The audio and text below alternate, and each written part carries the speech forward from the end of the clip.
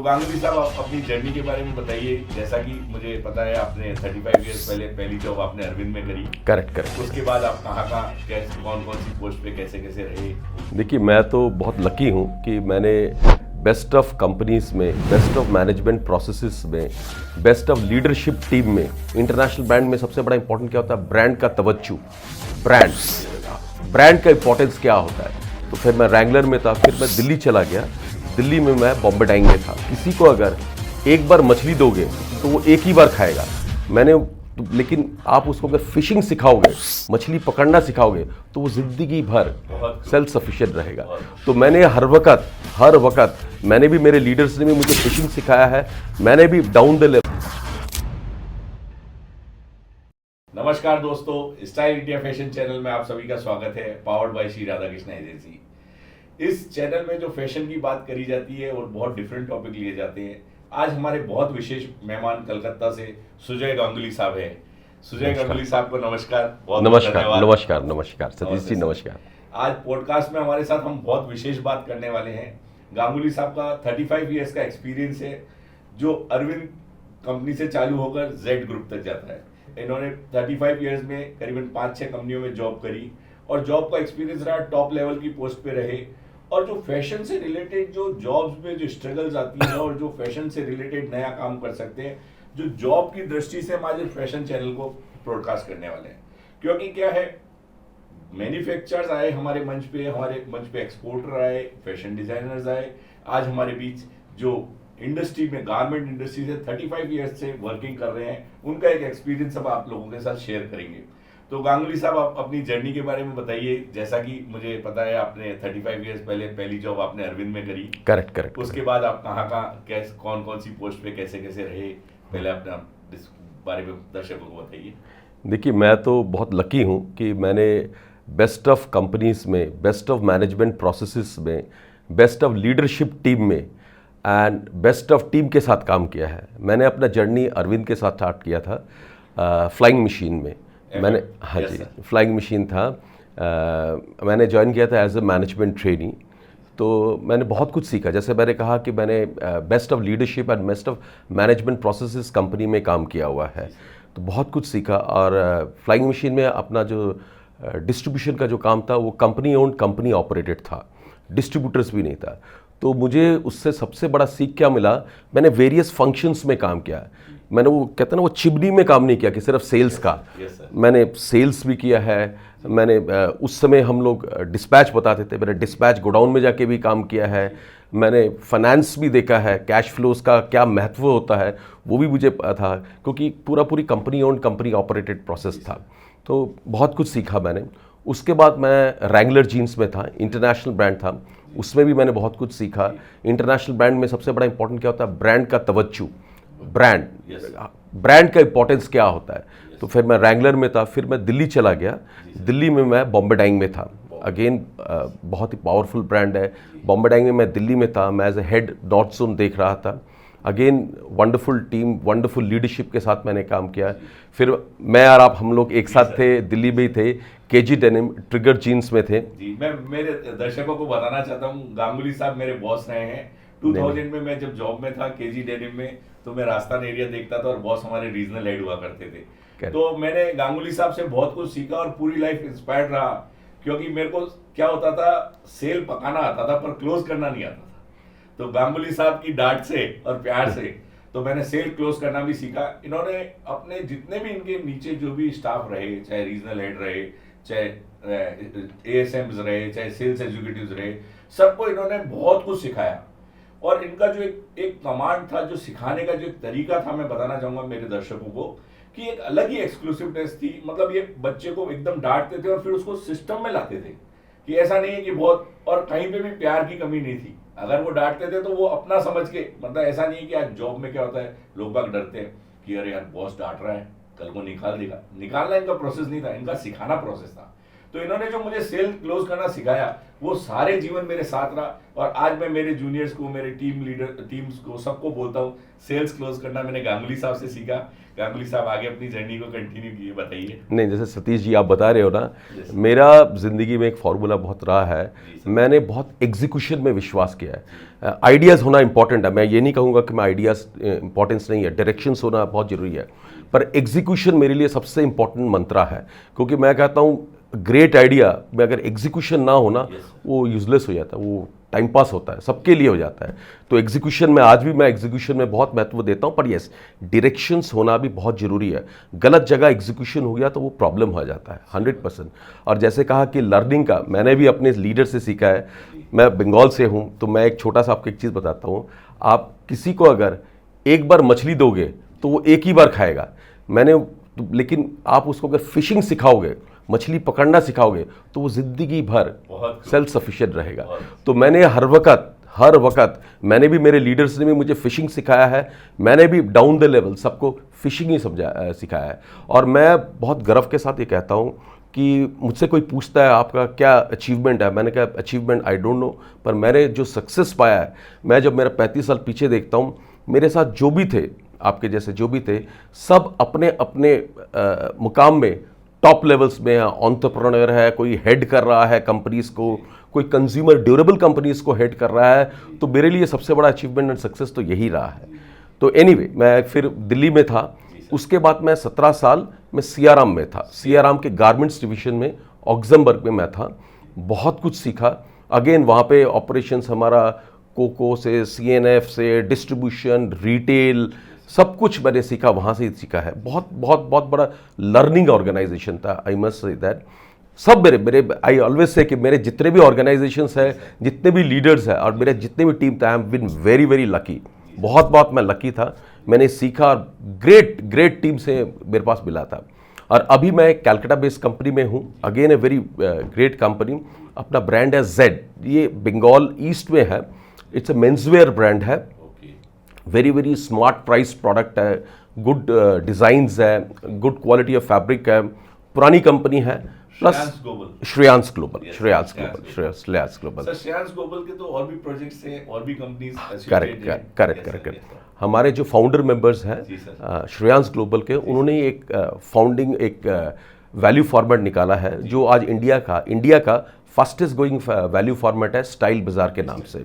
Same अपने founder members वही हैं, और अपनी जो चेयरमैन है, उनके जो लड़के हैं, वो उस ग्रुप के डायरेक्टर भी है।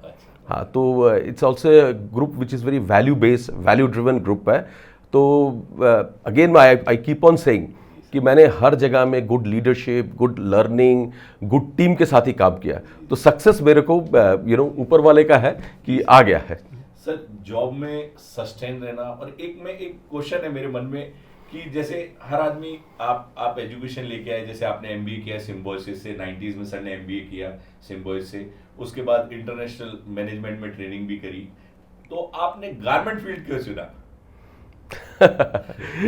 देखिए क्या है ना कि मुझे बड़ा इच्छा था कंज्यूमर कंपनीज में काम करने का, जहाँ पे क्लोजेस्ट टू द कंपनी है। गारमेंट देखिए भी कंज्यूमर, एक्चुअली आप देखेंगे कि कंज्यूमर कंपनीज के भी वेरियस वर्टिकल्स है, कोई FMCG कहता है, कोई वाइट गुड्स है, तो गारमेंट भी कंज्यूमर बेस्ड कंपनीज ही है।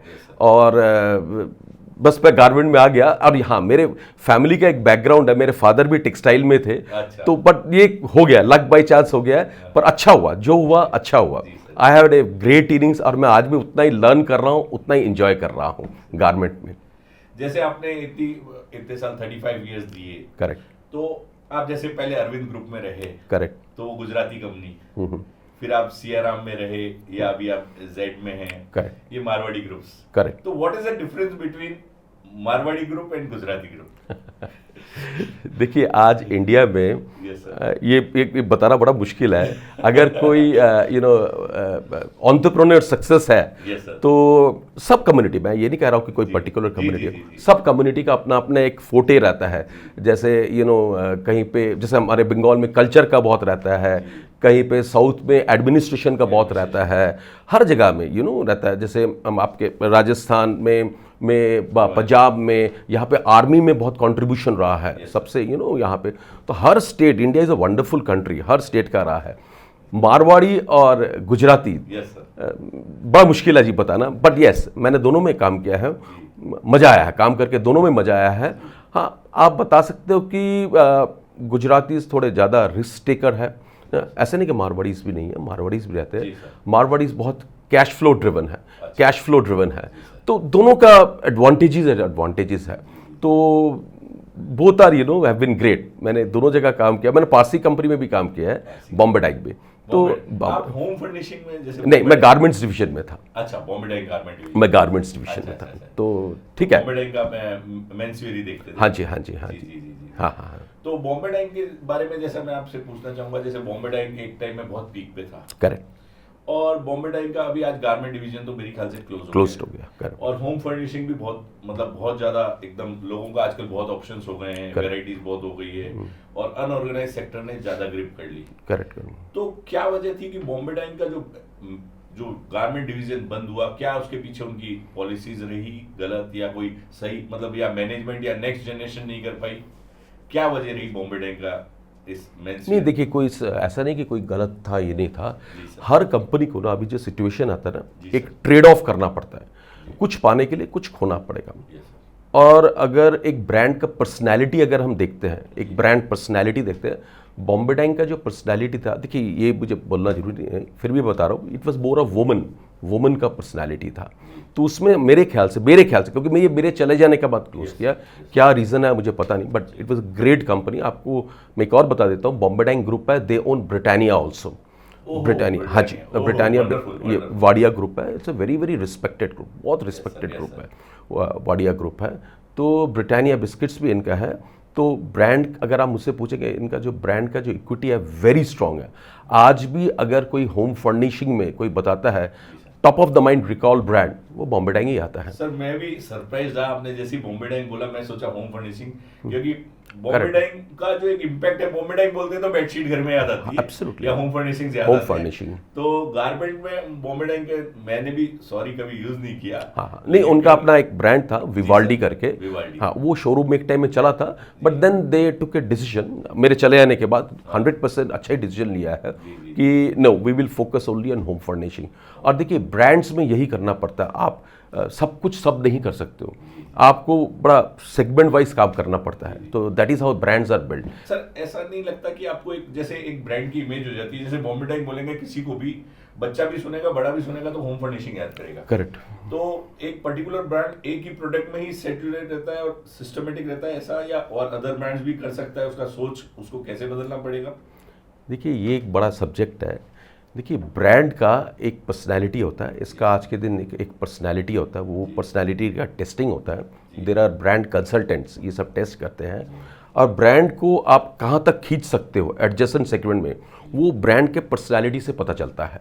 जैसे to give you an example, Kingfisher ने जो पर्सनैलिटी था वो बहुत फन लविंग था, वो कोई कैटेगरी के साथ नहीं था, वो बहुत फन लविंग था।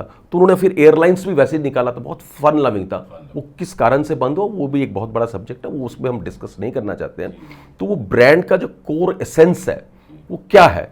देखिए अभी एक ब्रांड है शंकर नेत्रालय, ये आई हॉस्पिटल, हाँ, दे आर स्पेशलिस्ट, हाँ दे आर स्पेशलिस्ट, वो इस कैटेगरी के साथ हुक करके रखा हुआ है, आई के साथ। देयर आर ब्रांड जो कोई एक कैटेगरी के साथ हुक हो जाता है, हुक करते हैं, उसमें कोई प्रॉब्लम नहीं है। India is a very big market, बहुत बड़ा मार्केट है, और फिर एडजेसेंट कैटेगरीज में जाते हैं, आसपास के कैटेगरीज में चले जाते हैं। अभी गारमेंट्स में लोग बहुत लाइफस्टाइल में जाते हैं, लाइफस्टाइल पोजीशनिंग करते हैं कि अपना जो ब्रांड है लाइफस्टाइल, तो वो अपैरल्स में, मेंस में भी चले जाते हैं, वुमेंस में भी जाते हैं, और फिर आसपास के कैटेगरीज में जाते हैं, जैसे एक्सेसरीज हुआ, कई परफ्यूम्स हो जाता है। पर यस, अभी जैसे कोई स्ट्रॉन्ग मेंसवेयर ब्रांड अगर कोई होम फर्निशिंग में आएगा वो कर नहीं पाएगा, बिकॉज वो एडजेसेंट, हाँ, वो पास का कैटेगरी नहीं होता। तो ये ब्रांड के ऊपर होता है, आप ब्रांड को किस तरह खींच सकते हो और क्या लेवल तक खींच सकते हो, और उस ब्रांड का स्ट्रेंथ कितना है। पहले वो ब्रांड का स्ट्रेंथ होना बहुत जरूरी है, तभी आप उसको खींच सकते हो, आसपास के कैटेगरीज में खींच सकते हो। आई एम श्योर जैसे आपके जयपुर में है रावत का कचौड़ी है, ये भी एक ब्रांड है कि नहीं? हाँ, तो इन्होंने भी आसपास मिठाई ये सब में खींचा है। मुझे पता नहीं रावत ने कभी, रावत फ्रॉम जोधपुर एक्चुअली, अच्छा, और उन्होंने जयपुर में डाला। अब वो अलग अलग डिवीजन में अलग अलग अलग अलग, हाँ, तो इंडिया में भी वो करेक्ट। तो ब्रांड को आप कितने आसपास कैटेगरीज में खींच सकते हो, वो ब्रांड क्या रिप्रेजेंट करता है, उसका कंज्यूमर के दिमाग में क्या है, उस तरह से खींच सकते हो ठीक बात। कोई भी कंज्यूमर कंपनीज के लिए। जैसे आप इंटरनेशनल ब्रांड में रहे रेंगुलर जीन्स में, जो अभी शायद अपने लाइसेंसी अरविंद है, तो आप तो डायरेक्ट पहले इंटरनेशनल लिए थे, तो उसमें और इंडियन ब्रांड्स में क्या डिफरेंस फील किया आपने वर्किंग में? देखिए, अभी अभी अरविंद के पास नहीं है, अभी एस टर्टल के पास है, एस टर्टल के पास है। देखिए, ये जो इंटरनेशनल ब्रांड्स होते हैं, इनका एक एडवांटेज तो होता है कि ये एक ब्रांड का एक लीनिएज लेके आते हैं, एक स्ट्रेंथ लेके इंडिया में आते हैं, तो इनको एक हेड स्टार्ट मिलता है, क्योंकि लोगों को इसमें रहता है। और अभी इंटरनेट का ज़माना है, इंफॉर्मेशन है, इंटरनेट तो मैं इंफॉर्मेशन वर्ल्ड है, तो लोगों को सब पता है कहाँ पे क्या है क्या नहीं है, तो उनको एक हेड स्टार्ट तो मिलता है। पर चैलेंज क्या रहता है ना, ये सब ब्रांड्स को हाउ डू दे ग्लोकलाइज इट, मतलब उसको लोकल में कैसे डाले। देखिए, मैकडोनल्ड्स जो बर्गर है वो इन अब्रॉड वो बेचते हैं हैमबर्गर, उनका सबसे बड़ा सेलिंग प्रोडक्ट है। इंडिया में नहीं है, इंडिया में इन्होंने ग्लोकलाइज किया है, ग्लोबल और लोकल को एक मिश्रण करके उनका aloo tikki burger is the highest selling. तो हम ब्रांड को किस तरह से ग्लोकलाइज कर सकते हैं, इंटरनेशनल ब्रांड्स को, वो बहुत बड़ा इंपॉर्टेंस रहता है। How do we glocalise the brand in the Indian context, क्योंकि इंडिया में जो प्रोडक्ट्स है, इंडिया का जो इंडिया नहीं, ये साउथ एशिया का ही है, ये पूरा साउथ एशिया का है, हम लोग बहुत वैरायटी सीकर्स हैं। इंटरनेशनली जैसे जीन्स, क्योंकि हम रैंगलर की बात करें, कोई भी जीन्स है ना वो फिट में बिकता है, बहुत फिट में बिकता है। पर इन साउथ एशिया में इस पार्ट में बहुत वैरायटी सीकर्स है। तो how do we adapt to these conditions, तो वो बहुत इंपॉर्टेंट रहता है। पर एक हेड स्टार्ट मिलता है। पर ये एक अलग बात है कि इंडिया में जितने भी आप कोई भी कैटेगरीज में हाईएस्ट सेलिंग रेवेन्यू ब्रांड्स देखेंगे, वो सब इंडियन ब्रांड्स ही है।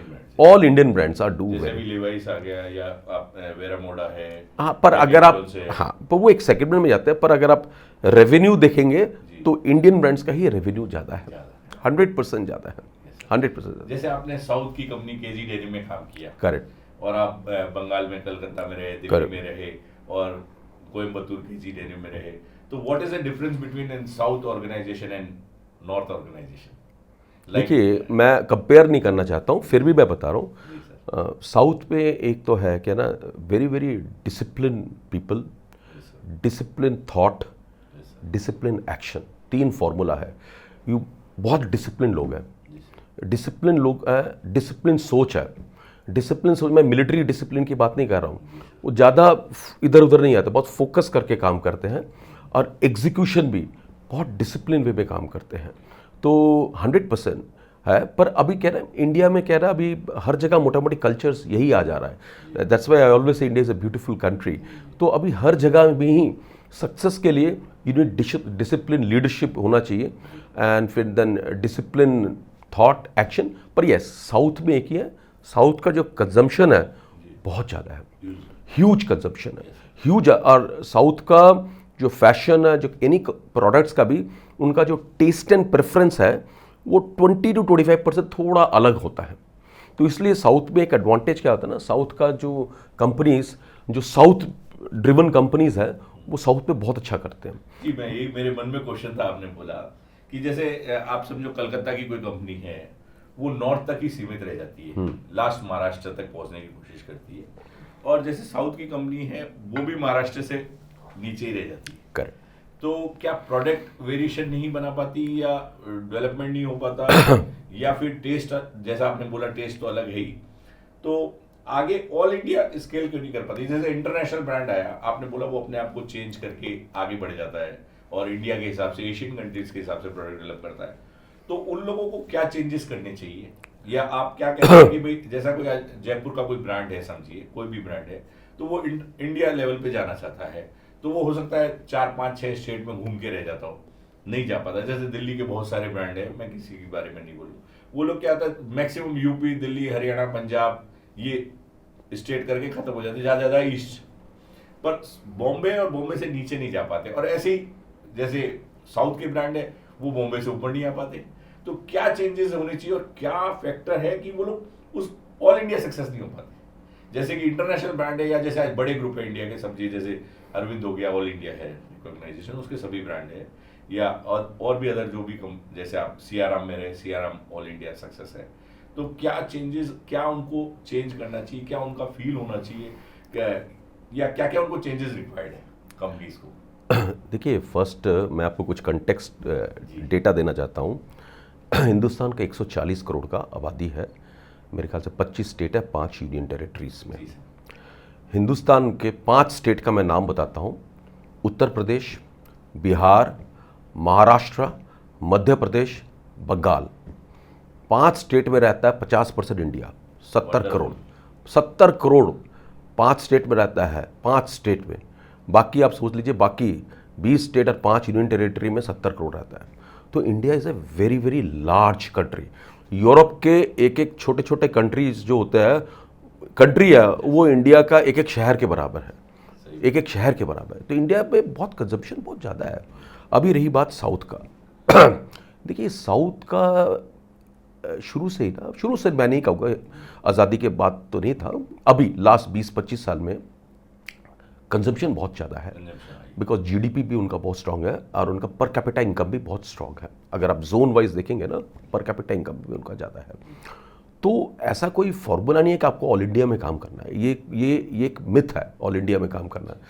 मैं ऐसे बहुत सारे ब्रांड को जानता हूँ जो इंटरनेशनल ब्रांड्स हैं, बड़े बड़े ब्रांड्स हैं, जो ऑल इंडिया में जो टर्नओवर करते हैं वो रीजनल ब्रांड्स 2-3 स्टेट में कर देते हैं, 2-3 स्टेट में कर देते हैं।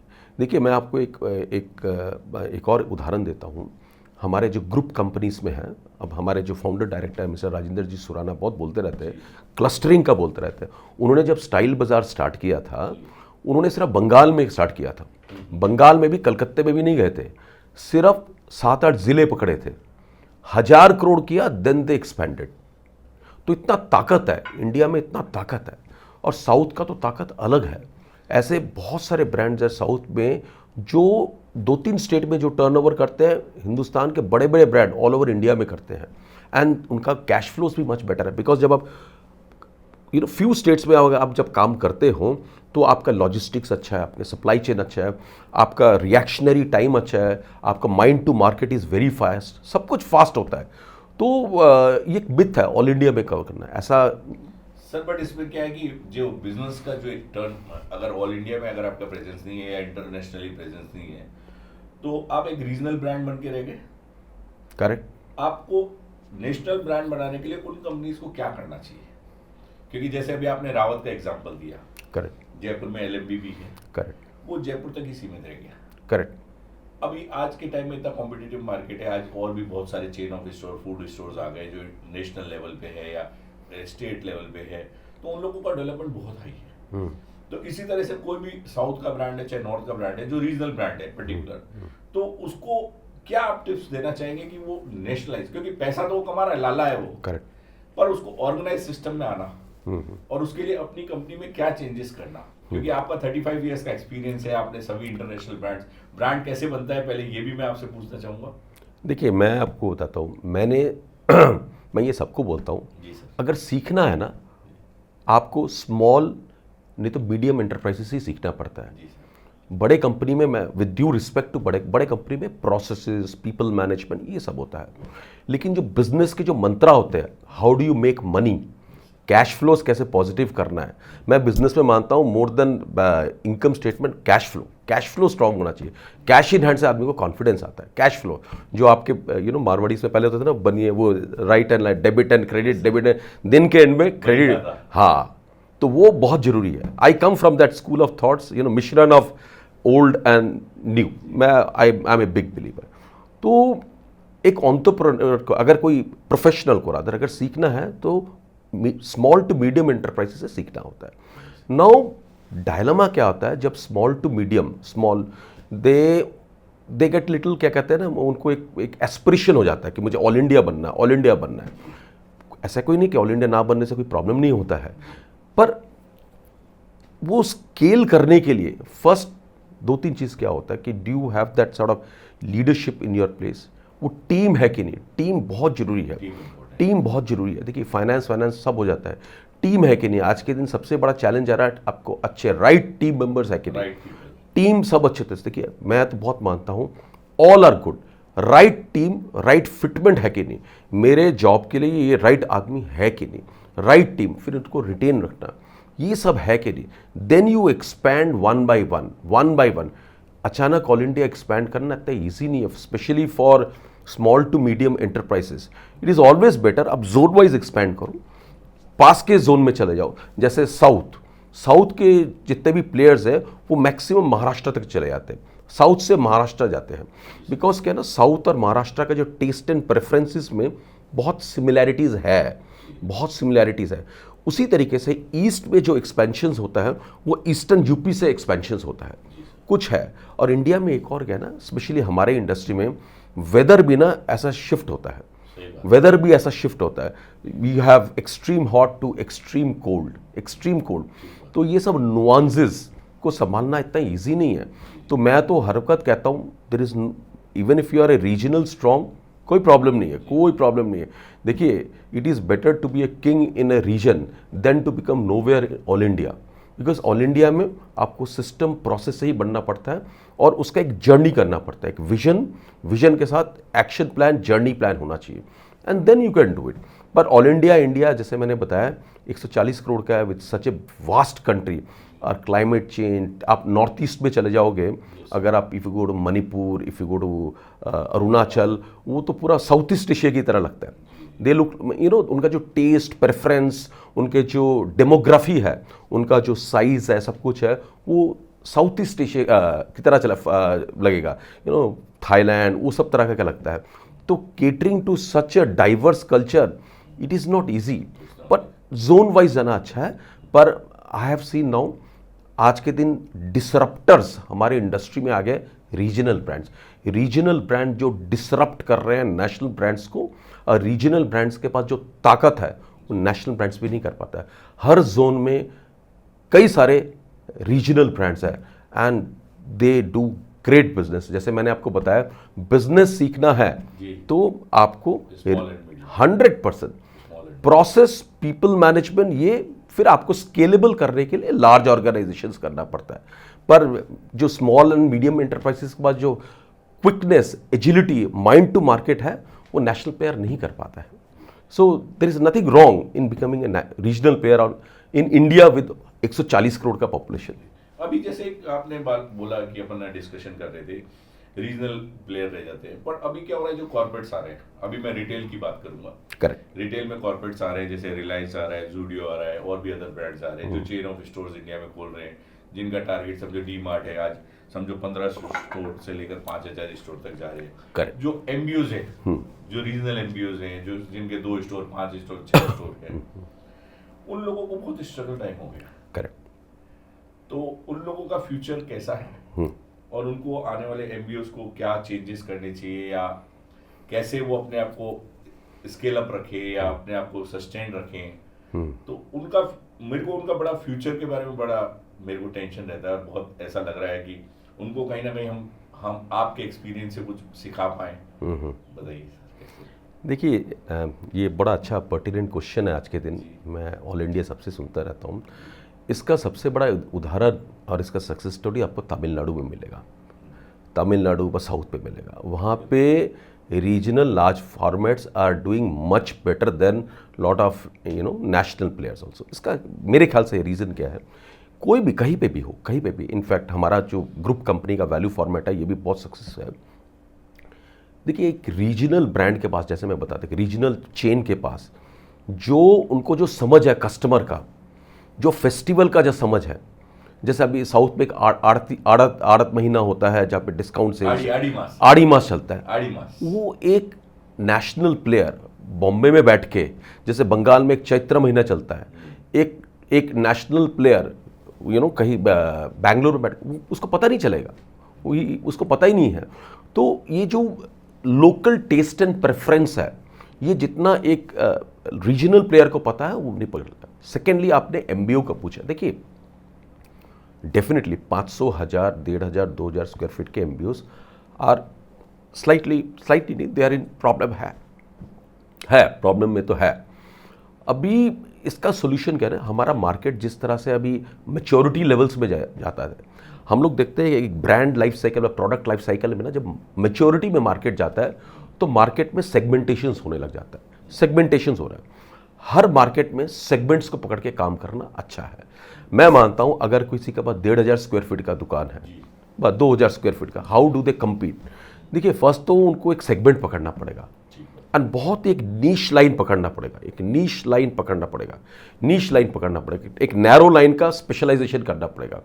एक मॉल में, एक जस्ट उदाहरण दे रहा हूँ, बड़े बड़े लाइफस्टाइल स्टोर्स है, बड़े बड़े स्टोर्स है, सब कुछ है, वहाँ पे एक 1,000 स्क्वायर फीट का एक दुकान में 500 स्क्वायर फीट का दुकान कैसे सर्वाइव करें?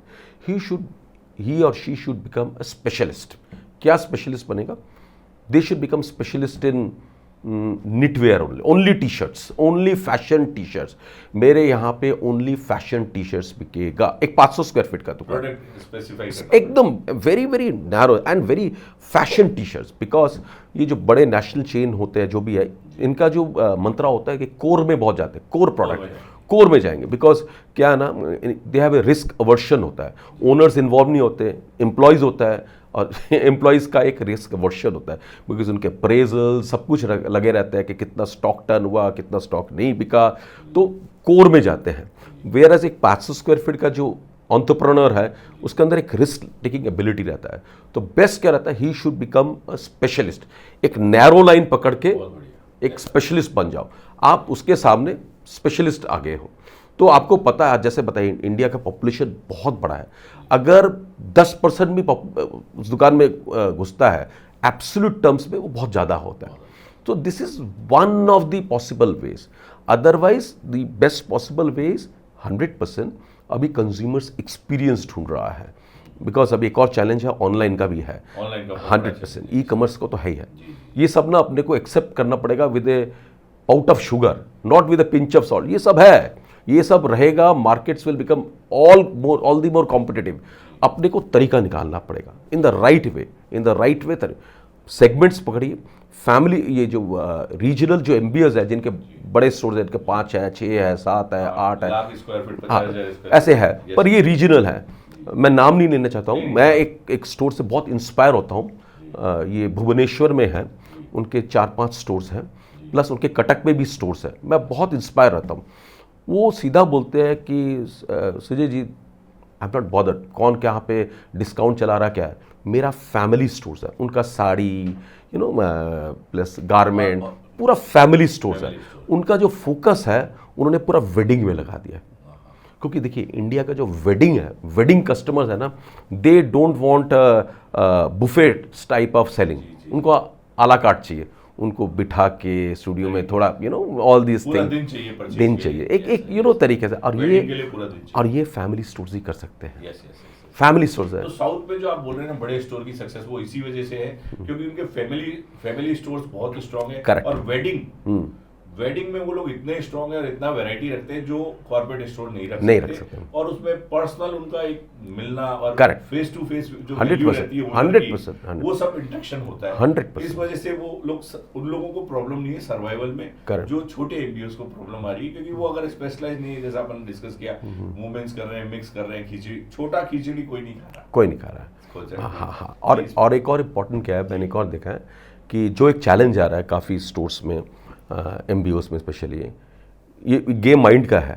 मेरे एक्स कंपनी के डायरेक्टर बहुत बोलते थे कि अगर आपने यहाँ से हार मान गए, आपने अपना वाइट रुमाल दिखा दिया, सरेंडर, तो आप गए, यू आर गॉन। आप इसमें नहीं, इस कॉम्पिटिटिव सिनेरियो में you are out of race. तो इम्पॉर्टेंट इज आपको एक ऑप्टिमिज्म होना पड़ेगा। Yes, it's going to be competitive, और ये सब रहना पड़ेगा। इससे हम निकलेंगे और हम जीतेंगे भी। और इम्पॉर्टेंट चीज़ का, उनका नेक्स्ट जनरेशन आ रहा है कि नहीं। देखिए, अभी किसी भी एंटरप्रेन्योर का 50 के बाद अगर नेक्स्ट जनरेशन नहीं आ रहा उस बिजनेस में, तो उसका रिस्क अवर्शन स्टार्ट हो जाता है, वो रिस्क नहीं लेता है फिर। सर, नेक्स्ट जनरेशन इसलिए नहीं आ रहा, जैसे एमएसएमई स्मॉल स्केल की अपन बात कर रहे थे, एमएसएमई के जितने भी लोग हैं, तो वो लोग अपने पेरेंट्स को स्ट्रगल करता हुआ देख रहे हैं, चाहे वो भले पैसा कमा रहे हो नहीं कमा रहे हो, लेकिन वो देखते हैं कि मेरा फादर इतना दुकान पे जाता है, इतना स्ट्रगल करता है, ये करता है, महीने में 1 लाख 2 लाख 50 हज़ार कमा रहा है, और उसके पीछे इतनी हेडेक है, कभी ऊपर कभी नीचे, तो क्योंकि क्या बिजनेस स्टेबल नहीं है तो they are going to jobs. तो ये एमएसएमई के लिए एक बहुत बड़ी प्रॉब्लम है कि वो लोग जॉब की तरफ बढ़ रहे हैं क्योंकि उनके नेक्स्ट जनरेशन बच्चे इस बिजनेस में नहीं आना चाहते। तो क्या मतलब मेन तो जो आपने बोला फंड की प्रॉब्लम्स नहीं होती, वो लोग उस स्ट्रगल से भाग पा रहे हैं। तो वो लोग कैसे अपने बच्चों को क्या डाइवर्ट करें, क्या करें कि उनका बिजनेस स्टेबल रहे, या उनके बच्चों का जो माइंड, आपने बोला ना माइंड से हार जाते हैं बच्चे, एक्चुअल में उनके बच्चे माइंड से हार रहे हैं, तो नेक्स्ट जनरेशन नहीं आ पा रही। और एक दूसरा कारण ये है कि कपड़े का धंधा जो है ना बहुत हार्ड वर्किंग धंधा है। आज परचेज पे जो हमारे पास कस्टमर्स आते हैं, रेगुलर आते हैं, हमारा एजेंसी का काम है, तो कस्टमर आता है 2 दिन के लिए या 3 दिन के लिए या 1 दिन के लिए आता है, सुबह से रात तक पूरी मेहनत करता है, और 3 दिन रहेगा, 3 दिन रात को, कई कई बायर्स तो मेरे ऐसे हैं जो सुबह 10 बजे चालू करते हैं, रात को 2 बजे तक, नेक्स्ट डे फिर 10 बजे। तो ऐसा नहीं कि एक दिन कर रहे हैं, वो 365 दिन में कंटिन्यू जब भी परचेज पे रहते हैं, या वहाँ पे भी अपने, क्योंकि बड़े स्टोर हैं तो रात को भी 2 बजे तक काम करते हैं। तो इतना हार्ड, इतना स्ट्रगल करके वो लोग सस्टेन कर पा रहे हैं, और उनका खैर उनका ब्रांड भी है, उनका नाम भी है, सब चीजें हैं। बट नेक्स्ट जनरेशन क्या होता है, गोल्डन टी स्पून, सिल्वर सीज पैदा हुई, तो वो लोग इतने स्ट्रगल नहीं कर पा रहे, भाग रहे हैं। तो क्या सस्टेन के लिए या एमएसएमई वाले अपने बच्चों को क्या सिखाएं कि वो सस्टेन कर पाए? देखिए ये क्या होता है ना, शुरू से ही ना इंडियन फैमिलीज में ना, जहाँ पे एंटरप्रेन्योर फैमिलीज में ना फैमिली मेंबर डिस्कस करते हैं, डाइनिंग टेबल में डिस्कशन होता है, और वहाँ पे उनके बच्चे भी रहते हैं, उनके बच्चे भी रहते हैं, ये मैंने खुद देखा है, कि बच्चे लोग भी वहाँ पे रहते हैं। तो वो डीएनए ना वहाँ पे आ जाता है इनका बिजनेस का, एंटरप्रेन्योर। आप कह रहे थे ना गुजराती व मारवाड़ी, ये सब वहीं से आता है। ये सब इंडिया का वैल्यूज़ अलग है जी, बहुत डीप रूटेड वैल्यूज़ है, फाउंडेशन बहुत स्ट्रॉग है, हिंदुस्तान का फाउंडेशन बहुत स्ट्रॉग है, मैं तो मानता हूँ। तो एनीवे वो वहीं से आ जाता है। अभी देखिए दिक्कत अभी क्या आता है ना, when they see their father और their family members in the same table, when वो जब कॉलेज में जा रहे हैं वो थोड़े डिमोटिवेट हो जाते हैं, फिर उनके अंदर ये जहन आना शुरू हो जाता है। पर ऐसा परसेंटेज है, बढ़ रहा है, पर मैंने ऐसे काफ़ी देखे हैं। जैसे मैं बता रहा हूँ ना, मैंने भुवनेश्वर में एक फैमिली स्टोर देखा हुआ है, ये यहीं के है, राजस्थान ओरिजिनली फ्रॉम है, ये है, मारवाड़ीज हैं। उनके बच्चे सबके सब स्टोर में आ गए हैं, हर स्टोर में उनके फैमिली का एक बच्चा वहाँ पे दुकानदारी कर रहा है। एंड बिलीव इन मी, उनका जो पर स्क्वायर फीट का रेवेन्यू है, कोई भी नेशनल चेन उसको कर नहीं सकता। बिकॉज वो कहते हैं, वो ठोक के कहते हैं, हमें जितना उड़ीसा के लोगों को बारे में मालूम है वो कहाँ पे पता कर पाएगा। तो आपके वैल्यूज़ क्या है, आपके सिस्टम्स क्या है, पर चैलेंजेस तो है। पर मैं ये बहुत मानता हूँ, नेक्स्ट जनरेशन जो आ रहा है बहुत होशियार आ रहा है, देर ऑल टेक सेवीज। अभी बच्चे जो भी आ रहे हैं बहुत टेक सेवीज है, और एडुकेटेड है, 10 जनों से मिल रहे हैं। आज का दिन बहुत सारे प्लेटफॉर्म्स बन गए, यंग लीडर्स प्लेटफॉर्म बन रहे हैं, ये सब अटेंड कर रहे हैं। और देखिए हार्ड वर्क कहाँ पे नहीं है, हार्ड वर्क तो करना है, देयर इज नो शॉर्टकट। मुझे आज तक कोई इंडस्ट्री मिला ही नहीं जहाँ पे सक्सेस है और जहाँ पे हार्डवर्क नहीं है। सक्सेसफुल इंडस्ट्री में हार्डवर्क तो करना ही पड़ेगा। आप अगर कोई स्टार्टअप का भी देखेंगे, सक्सेस स्टोरी देखेंगे, तो फर्स्ट आई थिंक 15-20 साल वो घर तक भी नहीं पहुंचे, वो गराज से ही काम किया, सब कुछ किया, वो तो करना ही पड़ेगा। There is no shortcut to success. Hard work तो क्या है ना, hard work, consistency and persistence, ये तो सब फॉर्मूला है जी सक्सेस का। जी आपने जैसे बोला, मैं जैसे साउथ बहुत करता हूँ काम। हाँ, आपका तो साउथ फोटे है। तो केरला में मैं जैसे 2 ग्रुप देखता हूँ, पर्टिकुलर कुछ ग्रुप से, तो उनमें मैंने देखा एक की तो फैमिली के बच्चे सारे आ गए, पढ़ते सबके बच्चे बाहर ही इंटरनेशनली। तो उनका माइंड सेटअप पर क्या है, वो लोगों को बचपन से जैसे 10-12 के बाद वो अपने शोरूम्स में आते थे, भले पढ़ने वो MBA करने लंदन गए या US गए, करेक्ट 100%, बट वो लोग कंटिन्यूस बिजनेस के अंदर इन्वॉल्व रहे फ्रॉम 10-12th क्लास। करेक्ट।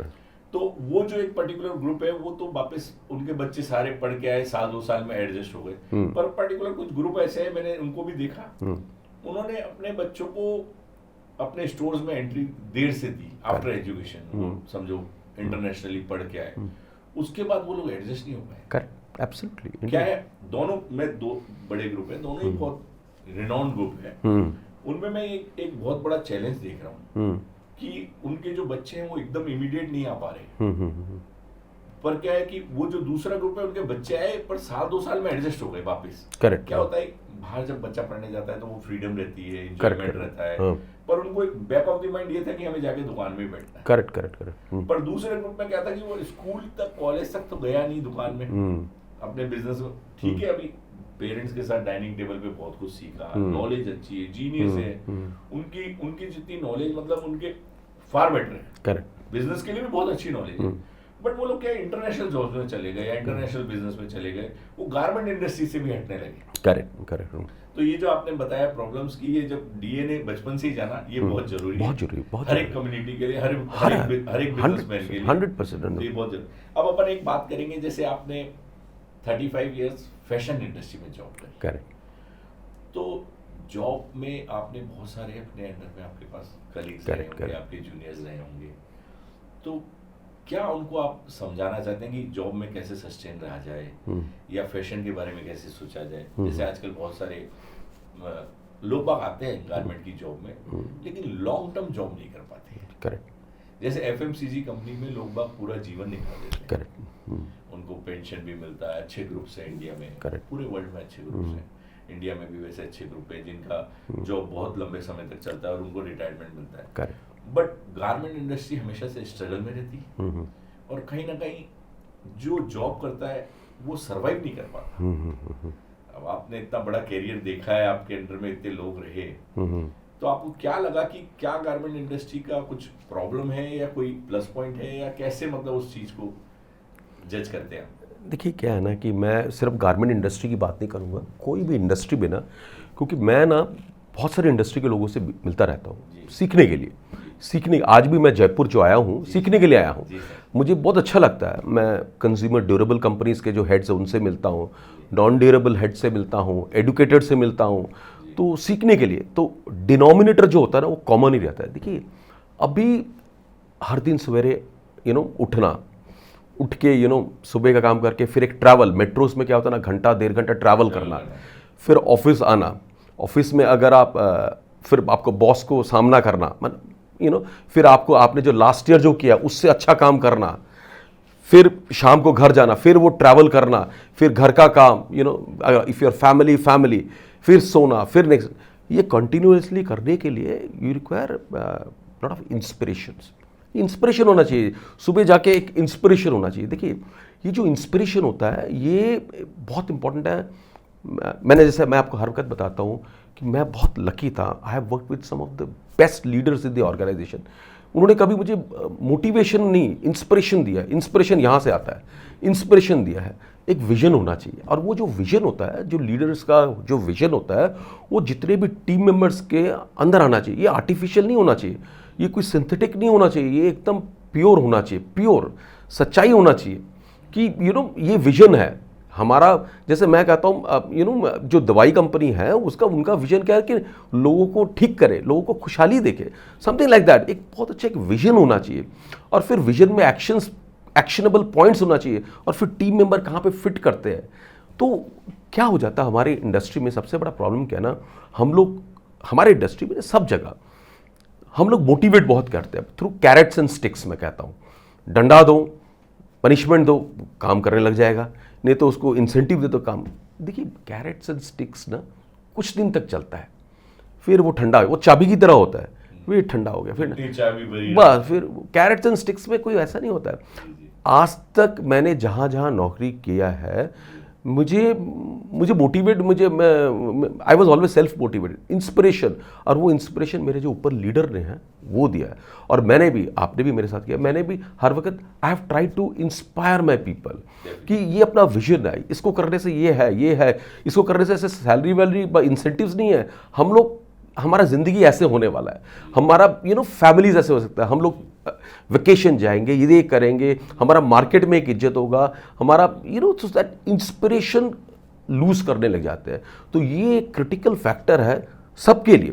तो आज के दिन तो ये बहुत इंपॉर्टेंट हो गया, क्योंकि आज के जो नए जनरेशन है, more than money they are looking at working environment. कैसा है एनवायरनमेंट, कैसा है। आज के दिन जो नए टीम मेंबर्स आ रहे हैं उनको एनवायरनमेंट चाहिए, उनको बहुत बड़ा इंपॉर्टेंट है, वो एनवायरनमेंट से वो इंस्पायर होते हैं, इंस्पायर हो जाते हैं। तो हमारा इंडस्ट्री हो कि किसी भी इंडस्ट्री में हो ना, जैसे हम लोग जीते हैं सतीश जी किस लिए, सांस लेने के लिए तो नहीं जीते हैं। हमारा जिंदगी का पर्पस सांस लेने से दूर है, एक दूर है, मकसद तो दूर है। सांस तो लेना ही है। कंपनी में नौकरी कर रहे हैं, धंधा तो लाना ही पड़ेगा, वो तो है, वो तो गिवन है, उसमें गिवन है। पर हम क्या कंपनी में काम करते हैं सिर्फ उसके लिए क्या? नहीं, एक विजन होना चाहिए रोज। नहीं तो ये जो साइकिल कंप्लीट करना, ऑफिस जाना, ट्रैवल करना, फिर जाना, फिर इसके लिए मोटिवेशन नहीं, इंस्पिरेशन चाहिए होता। और उसमें सबसे इंपॉर्टेंट रोल होता है how is the management processes, how is the leadership, vision क्या है, ये सब बहुत इंपॉर्टेंट है। वो कहते हैं ना एक पर्पस, जिंदगी का पर्पस, वो पर्पस जब तक क्लियर नहीं होगा ना, नहीं तो वो मोटिवेशन ही होगा। आपने चाबी दिया, कुछ दिन चला, नहीं समझ आया, दूसरा कंपनी में उड़ी मार दिया। मेरे एक बॉस कहते थे उड़ी मारना, उड़ी मार देते थे, फिर एक उड़ी मारा, फिर एक इंस्पिरेशन नहीं। मेरे एक फ्रेंड थे जो मतलब मेरे कलीग हुआ करते थे, सीनियर थे, वो कंपनी में थे, बहुत अच्छा कर रहे थे, वो एक रीजनल लेवल पे बहुत अच्छा जॉब कर रहे थे, बहुत अच्छा किया। बाद में वो अपने आप को चेंज नहीं कर पाए, तो वो लोग डिप्रेशन में चले गए। करेक्ट, वो डिप्रेशन में चले गए। मेरे मतलब 2-3 लोग मैंने ऐसे अपनी लाइफ में देखा। तो वो लोग कैसे कंटिन्यू सरवाइव करें उस जॉब में, या डिप्रेशन में जाना, चलो हो सकता है फैमिली भी प्रॉब्लम्स हो, बट मेरे को ऐसा लगा कि वो जॉब में आगे सस्टेन नहीं हो पाए। वो मैंने क्या कहा ना, मैनेजमेंट प्रोसेसेस कैसे, आपने एकदम सही बताया। जैसे आज के टाइम में कोई भी सीनियर लेवल में है, कोई नए टीम जा रहा है, ये रहा है, आज का मंत्र है आपको रीस्किल एंड अपस्किल करना ही पड़ेगा, लर्निंग करना ही पड़ेगा, नहीं तो ऑब्सोलीट हो जाओगे। कोई नया टीम मेंबर जाता है, उसको जितना टेक्नोलॉजी का नॉलेज है कई को नहीं मालूम होता है, तो वो अपने आप को ना थोड़ा अनसेफ लगते हैं, डिप्रेशन में चले जाते हैं, अप्रेजल्स नहीं होता, ये नहीं होता, ये एक रीज़न होता है। कई बार क्या होता है ना, थोड़ा टॉक्सिक एनवायरनमेंट होता है कई कंपनी में, अनफॉर्चुनेटली। आजकल तो खैर ये बंद हो गया है, क्योंकि पर होता है, कई जगह में होता है, होता है 100%।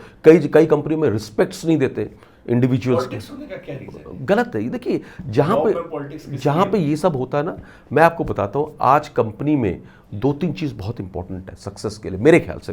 Performance 100%, cash flow. कंपनी का मैं परफॉर्मेंस सिर्फ कैश फ्लो से मांगता, वो पुराना बही खाता की तरह। End of the day cash flow कितना है, परफॉर्मेंस होना बहुत जरूरी है। और एक और क्या होता है, कंपनी के 4 दीवारी से बाहर उस कंपनी का रिस्पेक्ट क्या है, इज्जत क्या है। मैं ऐसे बहुत सारे कंपनियां जानता हूं जहां पे अच्छा टैलेंट ज्वाइन करना चाहता है विथ लेस सैलरी, वो कहता है मैं कम सैलरी में ज्वाइन कर जाऊंगा, मुझे उस कंपनी में जाना है। उस कंपनी का प्रैक्टिसेस बहुत अच्छा है, उस कंपनी का क्योंकि बहुत बड़े कंपनी में ओनर्स तो नहीं रहते ना, एक प्रोसेस रहता है, वो प्रोसेस कहते हैं इस कंपनी का प्रोसेस बहुत अच्छा है। अनफॉर्चुनेटली आज के दिन कुछ इंटरनेशनल कंपनीज में लोग बहुत, अभी एक बैंगलोर में इंसिडेंट में एक लड़की ने सुसाइड भी किया था। It's a very big consulting group, पर क्या ना इतना वर्किंग आवर्स। देखिए मैं तो I am a big believer, आप टॉक्सिक एनवायरनमेंट जहाँ पे रिस्पेक्ट नहीं है इंडिविजुअल्स का, जहाँ पे ऑल, इससे प्रोडक्टिविटी कभी नहीं बढ़ेगा, 100% नहीं बढ़ेगा। एक बहुत पुराना एक लॉ है, बहुत पुराना है, आई थिंक इटाली के एक इकोनॉमिस्ट ने लिखा था, 80-20 रूल, परेटो। परेटो, हाँ, उन्होंने सीधा बोला हुआ था कि आपका ये कॉज एंड इफेक्ट सेम नहीं है। आपने 50% एफर्ट दिया तो 50% रिजल्ट आएगा, ऐसा कुछ नहीं है। आपका 20% एफर्ट से ही 80% रिजल्ट आएगा। तो ये इस पर लोग बहुत रिसर्च भी हुआ, क्योंकि परेटो का उनका जीवन ज़्यादा नहीं था, वो बहुत जल्दी गुजर गए थे, लेकिन उसको लेकर बहुत रिसर्च हो रही है, प्रूवन है कि बहुत ये सब करने से नहीं होता है। पॉलिटिक्स, टॉक्सिक एनवायरनमेंट, ये सब। इसलिए मैं बार बार आपको बता रहा हूँ कि मैं बहुत लकी था, मैंने जहाँ जहाँ काम किया है, superb leadership, superb management processes और wonderful team I have got. मेरे को तो ऊपर वाले का ये एक मुझे वरदान मिल गया था। जीवन में ऐसा कभी मोड़ आया कि आपको लगा कि यार ये गारमेंट इंडस्ट्री छोड़ दो यार, और कभी ऐसा फील किया? नेवर। और सबसे अच्छा मोमेंट कौन सा रहा? मैं जब देखता हूँ ना, मेरे साथ जिन्होंने काम किया, they are doing excellent in their life, like you, excellent in their. वो मेरे लिए सक्सेस बाय अचीवमेंट जो भी हो, वही मेरा अचीवमेंट है। मेरे लिए मेरा अचीवमेंट सिर्फ वही है कि मैंने आपको क्या कहा, मैंने किसी को ना फिश नहीं दिया, मैंने फिशिंग सिखाया है, मैंने सिखाया। आई डोंट नो कहाँ तक मैं सक्सेस था, लेकिन जब मैं पीछे मुड़ के जब देखता हूँ अपने प्रोफेशनल कैरियर को, मेरे साथ जो जहाँ पे भी मेरे साथ थे, they are all doing excellent in their life, whether they are entrepreneur, whether they are working in a company, जहाँ पे भी है, तो मेरे तो सबसे बड़ा सक्सेस वही है। जी, जी। एक फैशन ब्रांड डेवलप करने के लिए क्या करना पड़ता है? देखिए, आज के दिन जैसे मैं बता रहा था ना, Yes, sir. मार्केट थोड़ा मेच्योरिटी लेवल्स में जा रहा है। Yes, sir. सबको सब कुछ सेटिस्फाई करना जो करना चाहेगा, it is going to be very difficult, very difficult. मैं आपको थोड़ा एक फाउंडेशन का बताता हूँ। इसमें मैं ये भी आप बताइएगा कि ब्रांड कैसे बनता है? या Yes, okay okay, I try Yes, you know. sir. Yes, sir. देखिए, एक ना एक एकेडमिशियन है फिलिप कोटलर करके, बहुत फेमस है, उनका 4 P's करके एक आता है। लोग हर मार्केटिंग में कहते हैं 4 P's ऑफ मार्केटिंग कहते हैं। मेरे ख्याल से जहाँ तक मुझे याद है 1980 में उन्होंने ये बुक लिखा था, और आज भी वॉर्टन से लेके हार्वर्ड से लेके IIM तक उसको कहते हैं बाइबल ऑफ मार्केटिंग है। 4 P's मतलब प्रोडक्ट, प्राइस, प्लेस, प्रमोशन। ये करने से आपका मार्केटिंग 4P. 4P।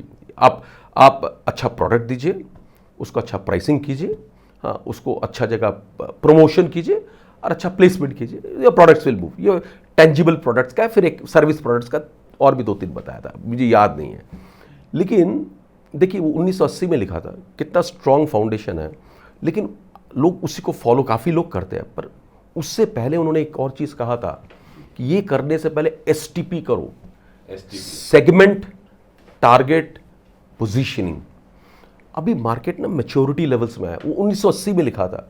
अभी मार्केट्स में ना सेगमेंट पकड़ के काम करना अच्छा है। सेगमेंट करो, कोई भी ब्रांड हो, कोई भी कंज्यूमर ब्रांड्स हो, चाहे वो फैशन ब्रांड्स हो, चाहे कोई भी हो, सेगमेंट कीजिए, टारगेट कीजिए, और एक कंज्यूमर के माइंड में पोजीशनिंग कीजिए कि मैं इधर रहूँगा कि इधर रहूँगा कि इधर रहूँगा। सक्सेस आ जाएगा। आज हम एक टाटा का ओन्ड एक फैशन ब्रांड का बहुत नाम बोलते हैं, बहुत अच्छा किया हुआ है, अच्छा है, 100% अच्छा है। बहुत सारे सक्सेस उसके रीज़न है। One of the reason is कि उन्होंने बहुत अच्छा एक सेगमेंट पकड़ के काम कर रहे हैं, 14 से 22। तो जो भी, तो क्या ना, सेगमेंट पकड़ के काम करना इज़ द बेस्ट।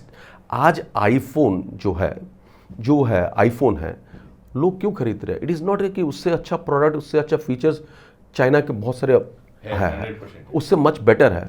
पर आईफोन का जो पोजीशनिंग है, वो कहता है कि मैं जो स्टेटस को चाहते हैं, जो कहते हैं कि आज जो होने वाला कल भी वही होगा, मेरा ब्रांड उनके लिए नहीं है। जिन स्टेटस को मैं ब्रेक करता हूँ, तो ग्राहक वो लेता है, तो वो, हाँ, तो this is how the brands का भी डेवलपमेंट उसी से ही होता है।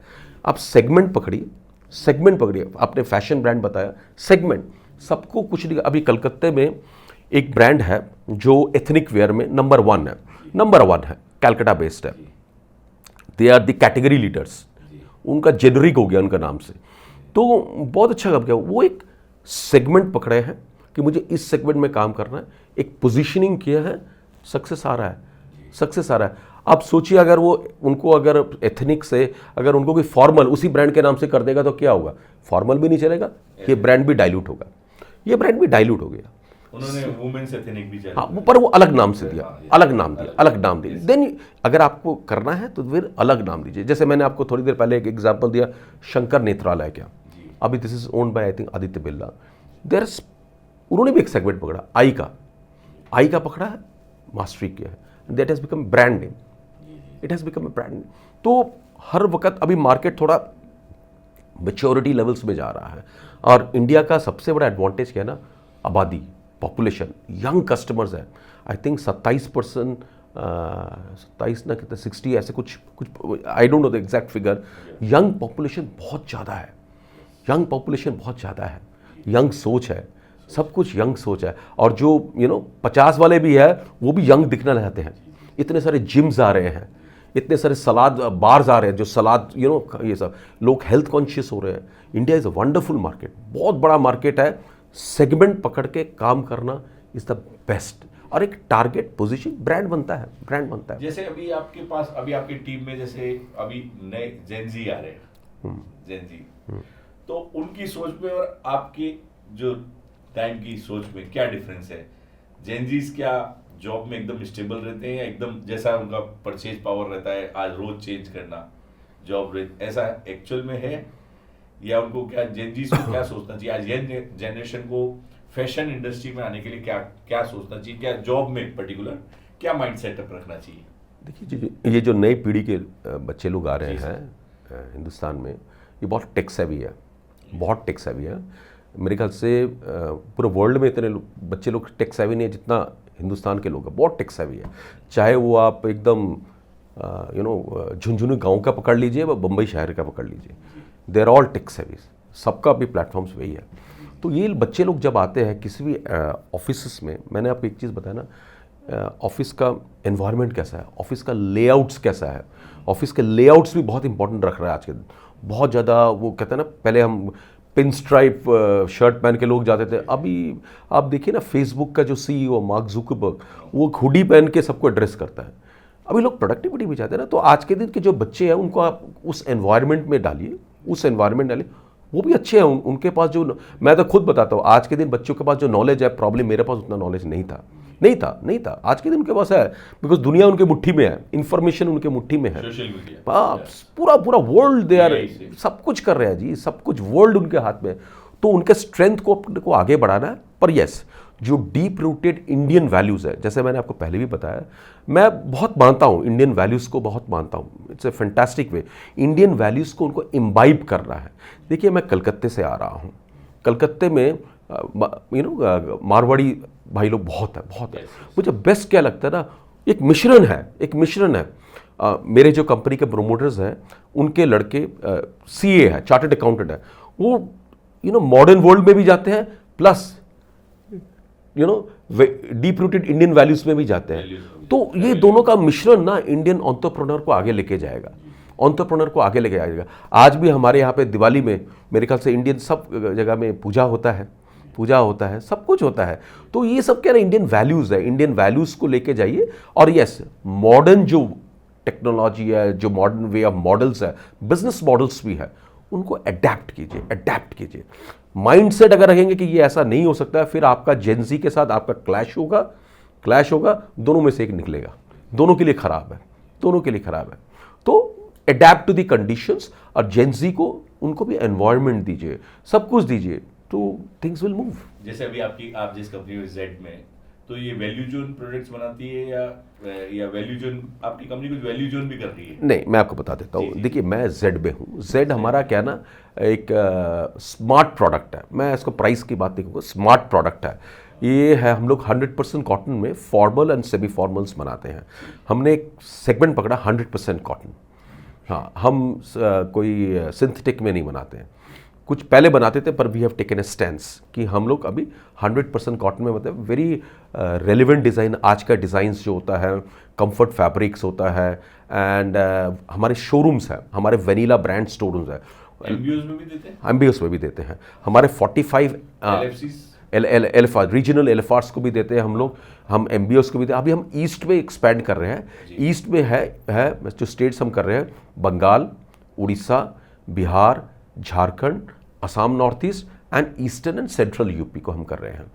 7 हाँ, क्योंकि क्या है ना, ये सब स्टेट का जो टेस्ट एंड प्रेफरेंस है, ये बहुत सही है। और अगर आप इन तीनों स्टेट में से अगर आप ऐड करेंगे, पॉपुलेशन अगर ऐड करेंगे, क्योंकि इसमें यूपी आ जाता है, बंगाल आ जाता है, आपका बिहार भी आ जाता है, तो we will cover almost 30% of India, 30-40% of India. Men's brand है? मेंस ब्रांड है जी। तो जैसे अभी आप अपने ईबीओस खोलते हैं, तो ईबीओस नॉर्मली कोई भी कंपनी का ईबीओस खोलने का क्या सिस्टम होता है, क्या प्रोसेस होता है? जैसे मैं तो काफ़ी टाइम से वुमेन्स में ही हूँ, और जयपुर में काफ़ी वुमेन्स ब्रांड डेवलप होने लगे हैं और अच्छा कर रहे हैं, और ईबीओस की तरफ जाते हैं, लोगों ने खोले भी 10-20 और फिर बैक फुट पे भी आ गए। तो एक ईबीओ खोलने के लिए क्या टर्म्स एंड कंडीशन होनी चाहिए?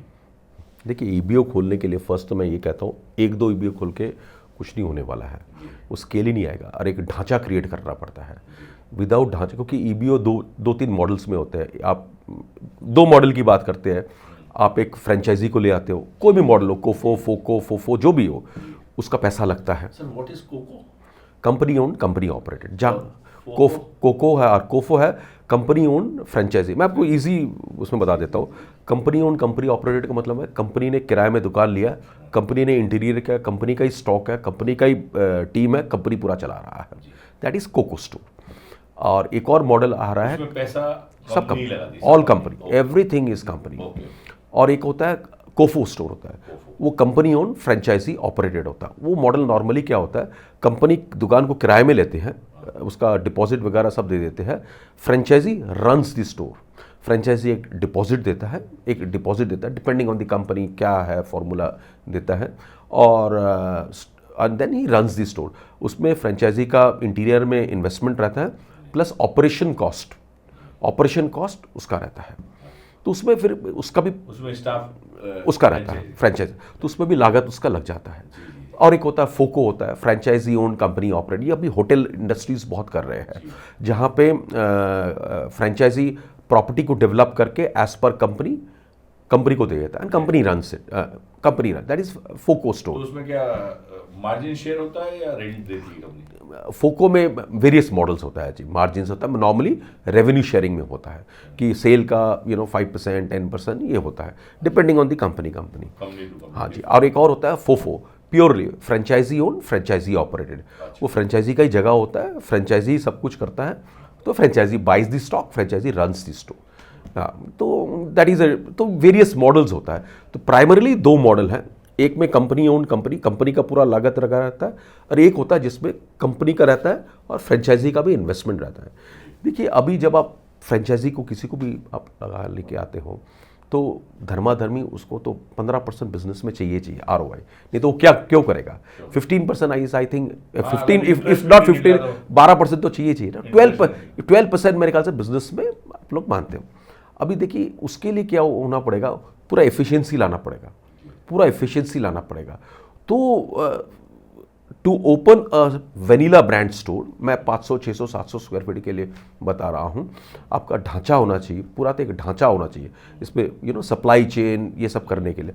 और मैं हर वक्त कहूँगा बहुत ज़्यादा स्प्रेड करके करना फ़ायदा नहीं है। एक दुकान राजस्थान में कर दिया है, एक दुकान बॉम्बे में कर दिया, एक दुकान यूपी में कर दिया, वो बहुत डिफिकल्ट होता है। एक ही स्टेट में पहले एक थोड़ा इम्पैक्ट करें, so that economies of scale है, जैसे इकोनॉमिक्स में कहते हैं ना, इकोनॉमीज ऑफ स्केल है, थोड़ा इम्पैक्ट क्रिएट हो। आप एक राजस्थान में अगर मैंने 20 स्टोर किया, it is much better then opening 30 store spread across India. खर्चे ज़्यादा होता है, मैनेज करना होता है, बहुत कुछ प्रॉब्लम होता है। What is the difference between जो unorganised and organised market in government especially? देखिए अभी ये भी एक सब्जेक्ट है। देखिए ऑर्गेनाइज्ड एंड अनऑर्गेनाइज्ड में एक ही है कि बेसिकली अगर आप मुझसे पूछेंगे कि you work only in organised, देखिए वैसे दोनों का दुनिया अलग है। अनऑर्गेनाइज्ड इंडस्ट्रीज है ह्यूज वॉल्यूम्स। वो जो वॉल्यूम है ना, उससे पता चलता है कि हमारा गारमेंट इंडस्ट्री इतना बड़ा है, और उसमें I think some percentage, single digit percentage is organise. तो इतना मार्केट अपना है। हाँ, तो इतना मार्केट अपना है। तो आप कह रहे थे ना मैं कभी गारमेंट इंडस्ट्री से मुझे कभी खराब नहीं, मैं तो हर वक्त मोटिवेटेड रहता हूँ। मैंने कहा हमने तो 4-5% ही भी पकड़ा है, 95% अभी खाली है, बहुत लंबा है। पर वही है कि सेगमेंट पकड़ के काम करेंगे और थोड़ा तरीके से काम करेंगे तो दिस इंडस्ट्री में आज भी उतना ही ताकत है जो 10 साल 20 साल पहले था, उतना ही ताकत है। मैं फिर से बता रहा हूँ, सेगमेंट पकड़ के करेंगे, एक टारगेट करेंगे, एक पोजीशनिंग बनाएंगे। ऐसे बहुत सारे ब्रांड्स हैं, साउथ में है, ईस्ट में है, नॉर्थ में है, जो किंग है, उन्होंने वो एक सेगमेंट पकड़ के काम करते हैं। सब कुछ करने जाएंगे तो चारों खाने चित हो जाएंगे, क्योंकि अभी ग्राहक भी ना वो रिलेट करता है। इस ब्रांड से मैं रिलेट करता हूँ, मैं अमूल क्यों लेता हूँ, कोई रीज़न नहीं है। अमूल से हो सकता है दूध किसी और का अच्छा हो, but I still buy Amul, क्योंकि एक फीलिंग आता है, वो फीलिंग आना चाहिए। That is what brand is. Brand में लोग प्राइस में नहीं खरीदते हैं, लोग फीचर्स में नहीं खरीदते हैं, लोग फीलिंग से खरीदते हैं। I buy this brand, I don't know why, पर मैं खरीद लेता हूँ। जैसे एक मैंने सुना है, पोर्शे गाड़ी का रेड कलर आता है, उसका प्रीमियम 20% मोर होता है। अभी क्यों है, देयर इज नो, वही पोर्शे अगर 1 करोड़ का है, अगर रेड चाहिए तो 1 करोड़ 20 का होगा। सो दैट इज द, वो फीलिंग आता है, एक फीलिंग आता है हर ब्रांड में। जैसे अभी कचौड़ी खाना है तो मुझे रावत का ही लेना है, हो सकता है रावत से अच्छा कोई और बनाए, पर आई गेट ए फीलिंग। हाँ, मुझे अगर घेवर लेना है तो मैं वो जैम में भी MI रोड में जाऊंगा, अंदर वॉल्ड सिटी में जाऊंगा, मैं LMB का ही लूंगा। आई डोंट नो व्हाई, हो सकता है उससे अच्छा कोई और देगा, पर दिस इज द ताकत ऑफ ब्रांड, यही ब्रांड का ताकत होता है। ब्रांड करने के लिए कुछ खोना पड़ता है और ब्रांड के लिए एक माइंडसेट होना पड़ता है, एक लॉन्ग टर्म, मीडियम टर्म, ये सब होना पड़ता है और ज़्यादा छेड़खानी नहीं करना चाहिए। और ब्रांड का ताकत आने से सबसे बड़ा प्रॉब्लम क्या होता है आज के दिन मार्केटर्स का, ब्रांड में जब ताकत आ जाता है फिर उसका गलत इस्तेमाल नहीं करना चाहिए। लोग फिर रेट बढ़ा देते हैं, फिर ये डिस्काउंट कर दो, फिर इरोजन ऑफ ट्रस्ट होने लग जाता है, विश्वास टूटने लग जाता है। What is difference between online brand and offline brand? देखिए ऑनलाइन तो अभी देखिए अभी क्या है ना, एक इंडिया में ऑनलाइन जो आया है मेरे ख्याल से, मैंने जो स्टडी किया है, it is more of discount format में आया है, it is not convenience format में नहीं आया है जैसे, पर धीरे धीरे धीरे धीरे ये आ रहा है। और कोविड में क्या हुआ, ऐसा नहीं कि ये सब ई कॉमर्स कोविड में पहले नहीं था, सब था, कोविड ने इसको एक्सिलरेट किया है, एक्सिलरेट कर दिया और ये आदतें लगा दिया है, थोड़ा आदतें लगा दिया। और अभी ये जो नए जो बच्चे हैं, जेन ज़ी, ये सब जो बच्चे आ रहे हैं, इनको एक किक भी मिलता है, इनको एक किक भी मिलता है, नो डाउट। देखिए इसको मैंने आपको क्या कहा, ये सब रहेगा कंपटीशन में, ऑनलाइन तो रहेगा जी, ऑनलाइन तो रहेगा। ऑनलाइन में एक एडवांटेज क्या है ना, ये डायरेक्ट टू कंज्यूमर्स है, बीच में चैनल्स नहीं है। B2C। हाँ एकदम तो एकदम। इसमें सेल्स की जॉब जाएगी? देखिए सेल्स का जॉब तो नहीं, देखिए अभी मुझे एक बताइए, जब वो था ना नदी होता था, जब ब्रिज नहीं था तब लोग नाव से क्रॉस करते थे। जब ब्रिज बना, वो जो बेचारा नाव चलाता उसका जॉब तो गया, पर उसने जिसने अपने आप को अपग्रेड कर लिया कि मैं गाड़ी से अभी ब्रिज क्रॉस करूंगा, उसके लिए था, तो अपग्रेड करना पड़ेगा। मैंने आपको क्या बताया, अभी मंत्रा एक ही है, रीस्किल अपस्किल, रीस्किल अपस्किल, और ये सब रहने वाला है। ई कॉमर्स रहेगा, वैल्यू फॉर्मेट्स रहेगा, सब कुछ रहेगा, पर इसके अंदर ही ताकत निकालना पड़ेगा और वो ताकत ब्रांड से आएगा, ब्रांड से ताकत आएगा। हाँ कुछ एडवांटेजेस है कुछ कैटेगरीज में, जो लोग ऑफलाइन में खरीदते हैं, कुछ ऑनलाइन में खरीदते हैं। जैसे अभी वेडिंग का जो शॉपिंग होता है 100%, हाँ वो ऑफलाइन होता है। और इंडिया का जो कहते हैं ना बिग फैट वेडिंग स्पेंड, ये बहुत बड़ा मार्केट है इंडिया का। अगर आप परसेंटेज में को आप कन्वर्ट करेंगे एब्सोल्यूट वैल्यू में, इट्स अ ह्यूज मार्केट, तो बहुत बड़ा अपॉर्चुनिटी है, बस फोकस करके काम करना होता है।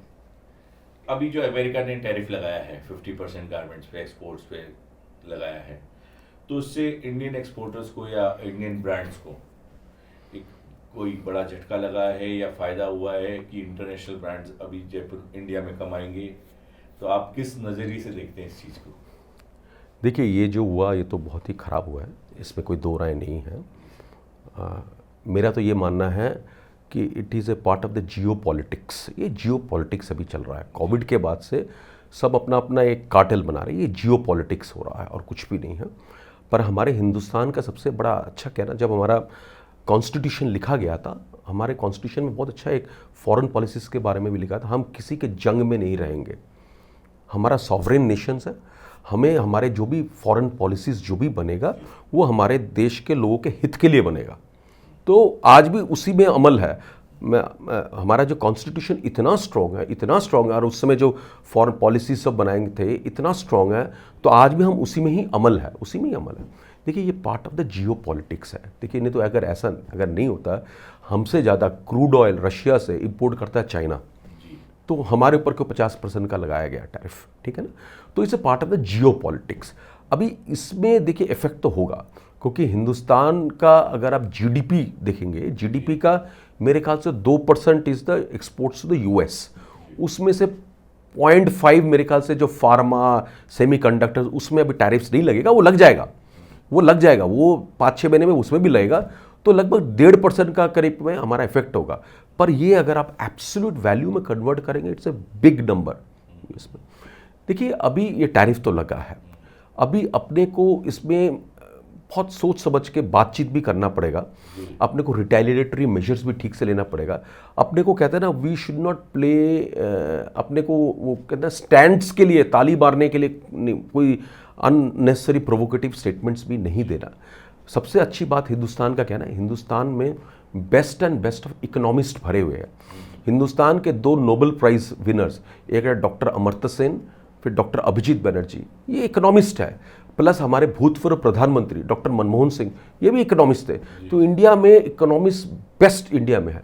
अपने को तरीका निकालना पड़ेगा। पर यस, हाल फिलहाल ये जो हुआ है 100%, क्योंकि गारमेंट का एक बहुत बड़ा मात्रा है एक्सपोर्ट का टू यूएस।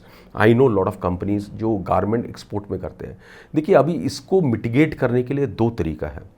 एक तरीका तो क्या क्या है कि जितने भी कंपनीज इंडिया में हैं वो अपना बेस को शिफ्ट करें ऐसे नेशंस में जहाँ पे टैरिफ्स कम है। अफ्रीकन नेशन जहाँ पे 10% टैरिफ है, पर वो बहुत ख़राब है क्योंकि इंडिया, क्योंकि गारमेंट बहुत लेबर इंटेंसिव इंडस्ट्री है। अगर यहाँ से बेस शिफ्ट होता है तो प्रॉब्लम क्या आएगा ना, वी विल लूज अपने यहाँ पे एम्प्लॉयमेंट का प्रॉब्लम आएगा, तो which I think is not the right way मेरे ख्याल से। पर दूसरा एक और तरीका क्या है ना, India should open up trade pacts with European Union, to Indo Pacific, to Australia, to New Zealand, to mitigate these things.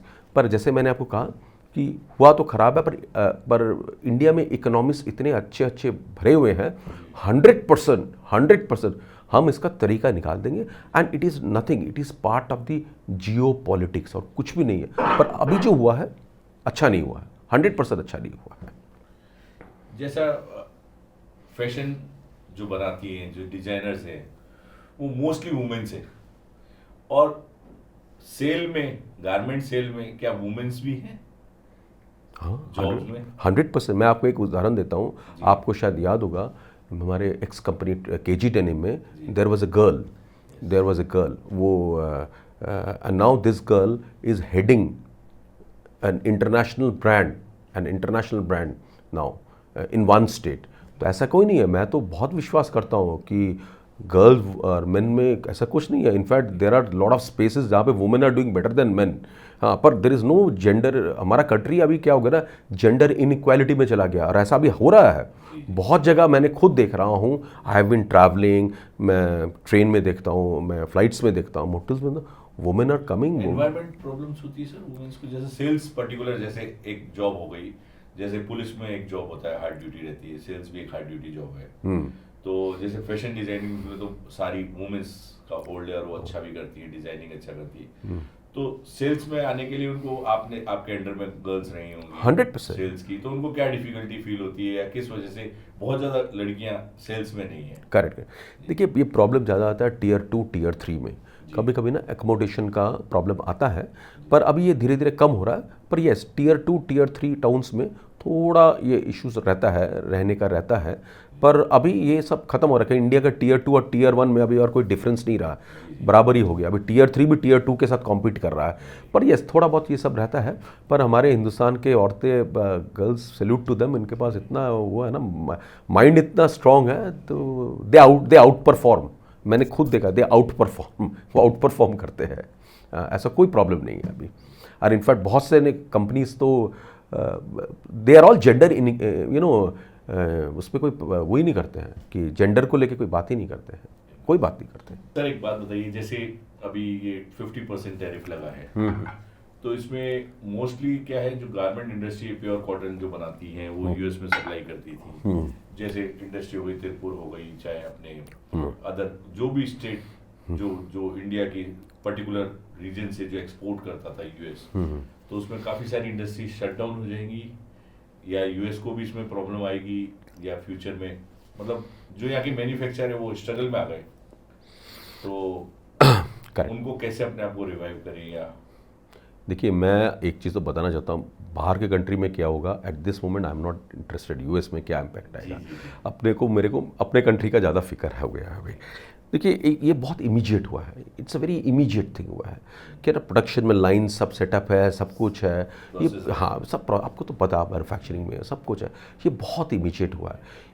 एक शॉर्ट टर्म में एक इफेक्ट आएगा, पर जैसे मैंने कहा ना, इंडिया में के पास बहुत स्ट्रॉन्ग इकोनॉमिक्स भरे हुए हैं, और इंडिया का है, तो India has to open up trade with other countries and at the same time मेरे ख्याल से, देखिए ये सब एक्सटर्नल अफेयर्स और फॉरेन मिनिस्ट्री का बात है, I think they will have the behind the door negotiations भी चलेगा, behind the door negotiation. But it is more of a, जैसे मुझे जो लगा है, it's a geopolitical game, it's a purely geopolitical game, और कुछ नहीं है, और कुछ नहीं। जैसे एक जॉब में एक प्रॉब्लम फेस होती है, जैसे आप बहुत एजुकेटेड हैं, आप अपर लेवल पे बैठे हैं, जो फ्रंट लाइन होता है, जो सेल्स एग्जीक्यूटिव है, सेल्स ऑफिसर है, वो बहुत एजुकेटेड नहीं होता और वो बॉस के डर से भाग जाता है। तो उसमें क्या क्या चेंजेस, मतलब आप ऐसा फील करते हैं जैसा मैं बता रहा हूँ, या वो अनएजुकेशन की वजह से बहुत जल्दी डाइवर्ट हो जाता है या डिप्रेस्ड हो जाता है, या ऊपर बॉस पढ़ा लिखा है तो वो अपने दिमाग से ही सोचता है कि मुझे तो ऐसा ही चाहिए, वो उसकी अंडरस्टैंडिंग नहीं हो पाती है अपने सेल्स एग्जीक्यूटिव से। तो वो कई बार बहुत, जैसा आपने बोला अभी, जैसे अपने कई बार लोग डिप्रेशन में भी जाते हैं, उसको कैसे चेंज किया जाए, या क्या आपको लगता है कि जो पढ़े लिखे आदमी को क्या समझना चाहिए जूनियर के बारे में और जूनियर को अपने सीनियर के बारे में? देखिए, मैं जो सोचता हूँ एक ग्रेट लीडर का डेफिनेशन क्या होता है, उसका परिभाषा क्या होता है। एक ग्रेट लीडर को दो चीज़ में एक कमांड होना चाहिए। एक तो धंधे में होना चाहिए, वो धंधा को उसको दो तरीके से देखना पड़ता है। एकदम एकदम वो टेबल के नीचे क्या हो रहा है बहुत डीपली देखना पड़ता है, और एक ऊपर से देखना पड़ता है कि आने वाले दिन में बिजनेस का एनवायरनमेंट कैसा होता है। तो एक तो उसको धंधे में एक अच्छा उसका पकड़ होना चाहिए, और दूसरा पकड़ होना चाहिए पीपल। काम तो करेंगे लोग, टीम करेगा, और कौन करेगा।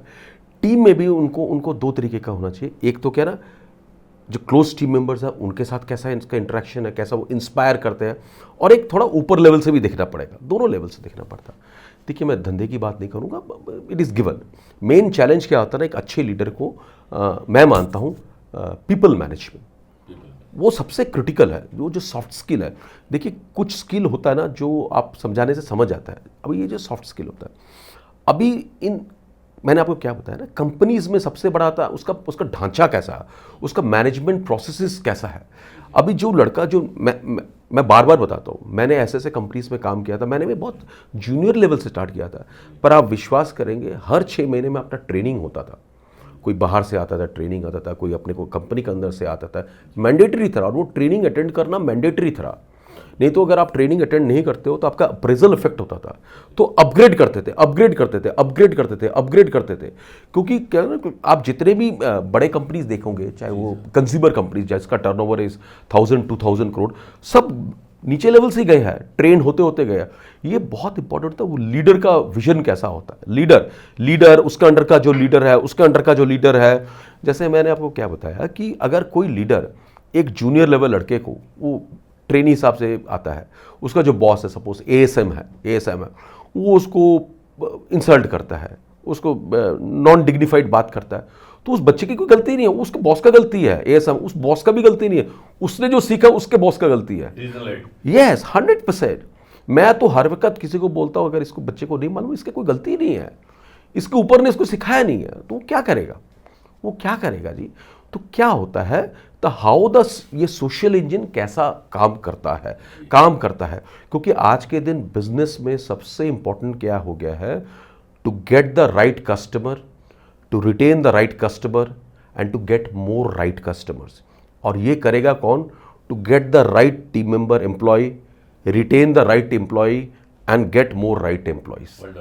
तो अगर कोई लीडर अपने एक जूनियर के को रिटेन ही नहीं कर पाता है, उसको ग्रूम नहीं कर पाता, मेरे एक्स बॉस बहुत कहते थे ये अल्फाज ग्रूम ही नहीं कर पाएगा, तो उस बच्चे का क्या कसूर, वो तो चला जाएगा, वो कहीं और जाके उसको कोई और लीडर उसको कहीं का सीईओ बना देगा। तो क्या होता है ना, वो लीडर का, इसलिए ना लीडरशिप एक बहुत बड़ा सब्जेक्ट है।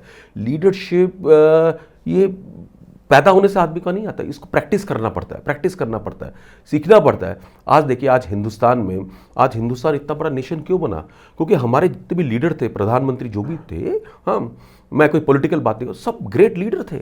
आज महात्मा गांधी देखिए, he was a great leader. तो ये हमारे हिंदुस्तान में सक्सेसफुली ग्रेट लीडर्स आए। मनमोहन सिंह ने एलपीजी किया, लिबरलाइजेशन, प्राइवेटाइजेशन, ग्लोबलाइजेशन, इतना बड़ा किया 1990 में, 1990 में क्या उनका विजन था कि नहीं, इंडिया को आगे बढ़ने के लिए ये करना पड़ेगा। तो उसी तरीके से कंपनी के बेस्ट प्राइम मिनिस्टर सब लीडर, हाँ, मोदी जी भी सब चाहे मोदी जी हो, वाजपेयी जी हो, इंदिरा गांधी जी हो, मनमोहन सिंह जी हो, सब के सब। तो ये हिंदुस्तान का ताकत है। इसी तरीके से कंपनी भी ना, कंपनियों का ताकत क्या है, लीडर्स बनाना, और भी लीडर्स लाना। नहीं तो आज हिंदुस्तान वर्ल्ड का सबसे बड़ा डेमोक्रेसी है, सबसे बड़ा। यहाँ पे देखिए, आज हमारे इर्द गिर्द जितने भी कंट्रीज है, पाकिस्तान हुआ, बांग्लादेश हुआ, नेपाल हुआ, बर्मा हुआ, अफगानिस्तान, हमारे जितने भी नेबरिंग कंट्रीज में मिलिट्री कू हुआ है, मिलिट्री आ गया है, ओवरथ्रो के। हिंदुस्तान में कभी नहीं हुआ है, बिकॉज हमारा जो कॉन्स्टिट्यूशन है इतना अच्छा, सब प्रॉब्लम के सोल्यूशन निकाला, लीडर्स इतने अच्छे थे, तो कहीं पे कोई तकलीफ ही नहीं आया। कंपनीज में भी ऐसा ही होता है, लीडर्स, ये सब लीडर्स का रोल होता है कि टीम मेंबर्स को ग्रूम करके आगे लेके जाओ, आगे लेके जाओ, परफॉर्मेंस में तवज्जो दो, उनको सिखाओ। हाँ, अनफॉर्चुनेटली अगर कहीं पे कोई परफॉर्म नहीं कर पाता है, उसका भी तरीका होता है। There are regular appraisal system, उसको 1 2 3 अप्रेजल में उसको ही समझ आ जाता है कि प्रॉबेबली, मैं उस बच्चे का गलती नहीं बोलता, वो कंपनी के साथ फिट नहीं हो पा रहा है, वो कहीं और जाके अच्छा कर सकता है। मैंने ऐसे भी देखे हैं कई टीम मेंबर जो एक कंपनी से ले ऑफ हो गए हैं, किसी और जाके they are doing very well, probably वो एनवायरनमेंट उसको सूट नहीं किया। बहुत सारे रीज़न होते हैं, बहुत सारे रीज़न होते हैं। तो आपने जो बताया ना, ये जो डिप्रेशन में चले जाते हैं, इसमें मेजरली ना लीडरशिप प्रॉब्लम है, लीडरशिप प्रॉब्लम है। लीडरशिप अगर अच्छा रहता है, कोई प्रॉब्लम नहीं रहता है। गारमेंट इंडस्ट्री में सैलरीज क्या होती है, मिनिमम से मैक्सिमम? अभी तो जी it goes up to crores. हाँ जी, एब्सोल्युटली। सेल्स एग्जीक्यूटिव अभी देखिए, अभी वो ज़माना तो गया, क्योंकि मैंने आपको क्या बताया कि अभी business is very simple, gate the right team members, वही राइट कस्टमर लाएगा, वही रहेगा। तो ये लिंक्ड है। देखिए, मेरा फॉर्मूला क्या है, I have always believed in, आप 5 जनों को लो, उनको 9 जनों का काम कराओ, 7 जनों का सैलरी दो, so you pay little more, you give a environment. देखिए, आज के दिन monies are very important, even Nobel prize भी आता बहुत पैसा देके, फ्री में कुछ नहीं आता, there is nothing called free lunch. हाँ, पर आपको प्रोडक्टिविटी निकालना पड़ेगा। नोबेल प्राइज और लाइफ देके आता है। हाँ, नहीं, और आज के दिन तो पैसा भी देते हैं, बहुत पैसा आता है। तो take 5, give them a work of 8 और 9, पे देम 7, पे देम 7। अब मार्केट से थोड़ा ज़्यादा दो, कोई दिक्कत नहीं है, प्रोडक्टिविटी निकालो ना, अच्छे लोगों को अच्छा दो ना, और फिर वर्क एनवायरनमेंट दो, उनको इंस्पायर करो, अपने आप सिस्टम वर्क्स। सर, जैसे आप डिस्ट्रीब्यूशन नेटवर्क में रहे, आपने Correct. बहुत सारे डिस्ट्रीब्यूटर अपॉइंट करे, और एक डिस्ट्रीब्यूटर के पास कई ब्रांड भी होते हैं, Correct. कोई नया डिस्ट्रीब्यूटर भी होता है, तो ये डिस्ट्रीब्यूशन नेटवर्क से बिजनेस स्केल अप होता है, या हर कंपनी को एक डिस्ट्रीब्यूटर अपॉइंट करना चाहिए, डायरेक्ट करना चाहिए? दूसरा, कंपनी कई बार डिस्ट्रीब्यूटर बनाती है और वहाँ से डेड एंड आ जाता है कि वो डिस्ट्रीब्यूटर सक्सेसफुल नहीं हो पाया, या वो एरिया सक्सेसफुल नहीं हो पाया। तो ये सब चीज़ों से आप कैसे बाहर निकले, या आपने कभी कोई रॉन्ग डिस्ट्रीब्यूटर अपॉइंट कर दिया तो उसमें क्या चेंजेस लाए, और कितना टाइम दे पाते हैं एक डिस्ट्रीब्यूटर को? क्योंकि हर कंपनी की पॉलिसीज अलग होती है, मैं किसी कंपनी का नाम नहीं लेना चाहूँगा। कई ब्रांड्स, आज इंडिया की बहुत बड़ी कंपनी है, वो लोग क्या है, डिस्ट्रीब्यूटर उनसे काम करके मर जाता है, और कोई कंपनी ऐसी है जिससे डिस्ट्रीब्यूटर काम करके निहाल हो जाता है। और कई बार कंपनी की गलती नहीं होती, वो एरिया इतना डेड एंड है कि प्रोडक्ट सर्वाइव नहीं कर पा रहा है। एक कंपनी ऐसी थी, मैं उसका नाम नहीं लूँगा, उसने डिस्ट्रीब्यूशन सब जगह सेट कर दिया, ऐड कर दिया, पब्लिसिटी कर दी, सुपरस्टार को ले आया, लेकिन प्रोडक्ट का प्लेसमेंट नहीं हो पाया, डिस्ट्रीब्यूटर अच्छा नहीं मिल पाया, तो वो कंपनी वहीं करोड़ों रुपए खत्म करके बंद हो गई। तो इन सब चीज़ों को कैसे सस्टेन किया जाए, इन चीज़ों से कैसे ओवरकम आया जाए, आपके लाइफ के एक्सपीरियंस में आए होंगे, क्योंकि आपने, आज मैं सोचता हूँ, बहुत हर स्टेट में डिस्ट्रीब्यूटर बनाया। करेक्ट। देखिए, डिस्ट्रीब्यूशन जो है ना, कस्टमर अपॉइंट करना, डिस्ट्रीब्यूटर तो कस्टमर है। जैसे मैंने कहा ना कि राइट कस्टमर अपॉइंटमेंट करना बहुत इंपॉर्टेंट है बिजनेस में। Distributor is also your customer. देखिए, प्रॉब्लम कहाँ आता है कि हड़बड़ी में हम बना देते हैं, हड़बड़ी भी एक डिस्ट्रीब्यूटर भी एक्सेप्ट कर लेता है, कंपनी का प्रेशर रहता है, तो क्या ना, यहीं पे गलतियाँ स्टार्ट हो जाता है। बिकॉज डिस्ट्रीब्यूटर जो होता है, चैनल, डिस्ट्रीब्यूटर, कस्टमर, जो भी कहें, ये आपका पार्ट ऑफ द कंपनी होता है। और मैं चैनल का स्ट्रेंथ को बहुत मानता हूँ। मैं क्यों मानता हूँ, मैं आपके थोड़ा साइड टॉपिक बताऊंगा।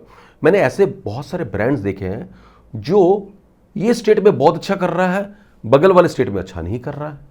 ऐसे मैंने बहुत सारे ब्रांड देखे। उसका रीज़न है चैनल, चाहे एजेंट हो, डिस्ट्रीब्यूटर हो, जो भी हो, चैनल। तो चैनल का एक तो ताकत रहता है, इसमें कोई दो राय नहीं है। चैनल का हमारे बिजनेस में एक ताकत है। अभी coming back to this channel, देखिए, ये चैनल आपको पूरा समझना पड़ेगा और बहुत ट्रांसपेरेंट होना पड़ेगा। चैनल के साथ आपको पूरा ट्रांसपेरेंट होना चाहिए कि देखिए, इतना अपना इन्वेस्टमेंट है, ये अपना सेल आ रहा था, अगर आपका डिस्ट्रीब्यूटर चेंज हो रहा है, पूरा खाता लेके जाना पड़ेगा कि देखिए, ये मेरा सेल है, ये मेरा सेल था, इतना इन्वेस्टमेंट हो रहा है, उसने किस लिए छोड़ा, ट्रांसपेरेंटली आपको पूरा बताना पड़ेगा। और क्या प्लस है क्या माइनस है, सब बताने से फिर अगला भी मैंने देखा यहाँ पे झटके में सब हाँ हो जाता है, वहीं पे प्रॉब्लम आ जाता है। एक दिन सोच लो, 2 दिन सोच लो, फिर move ahead, then you move ahead. It has to be very matured way. देखिए, अगर मैंने ऐसे भी देखा, जो डिस्ट्रीब्यूटर 10 किलो का वजन ले सकता है, उसको 20 किलो का वजन दे दिया, वो बेचारे का क्या गलती है, उसकी गलती क्या है, ये तो मेरी गलती है, मैंने उसको गलत क्या किया ना। वो ले सकता था 10, मैंने 20 कर दिया।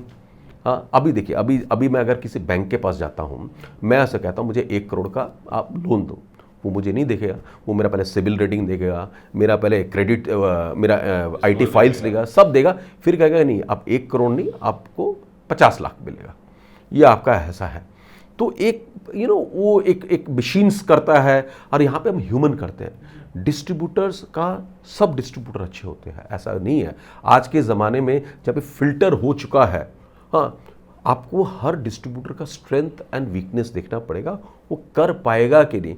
अभी कोई डिस्ट्रीब्यूटर है जो होलसेलिंग बिजनेस करता है, वो भी एक चैनल होलसेलर, अपने होलसेल बिजनेस वालों को दे दिया डिस्ट्रीब्यूशन ब्रांड, वो कर नहीं पाएगा। वो उसकी गलती नहीं है, वो मेरी गलती है, मेरा जजमेंट गलत था।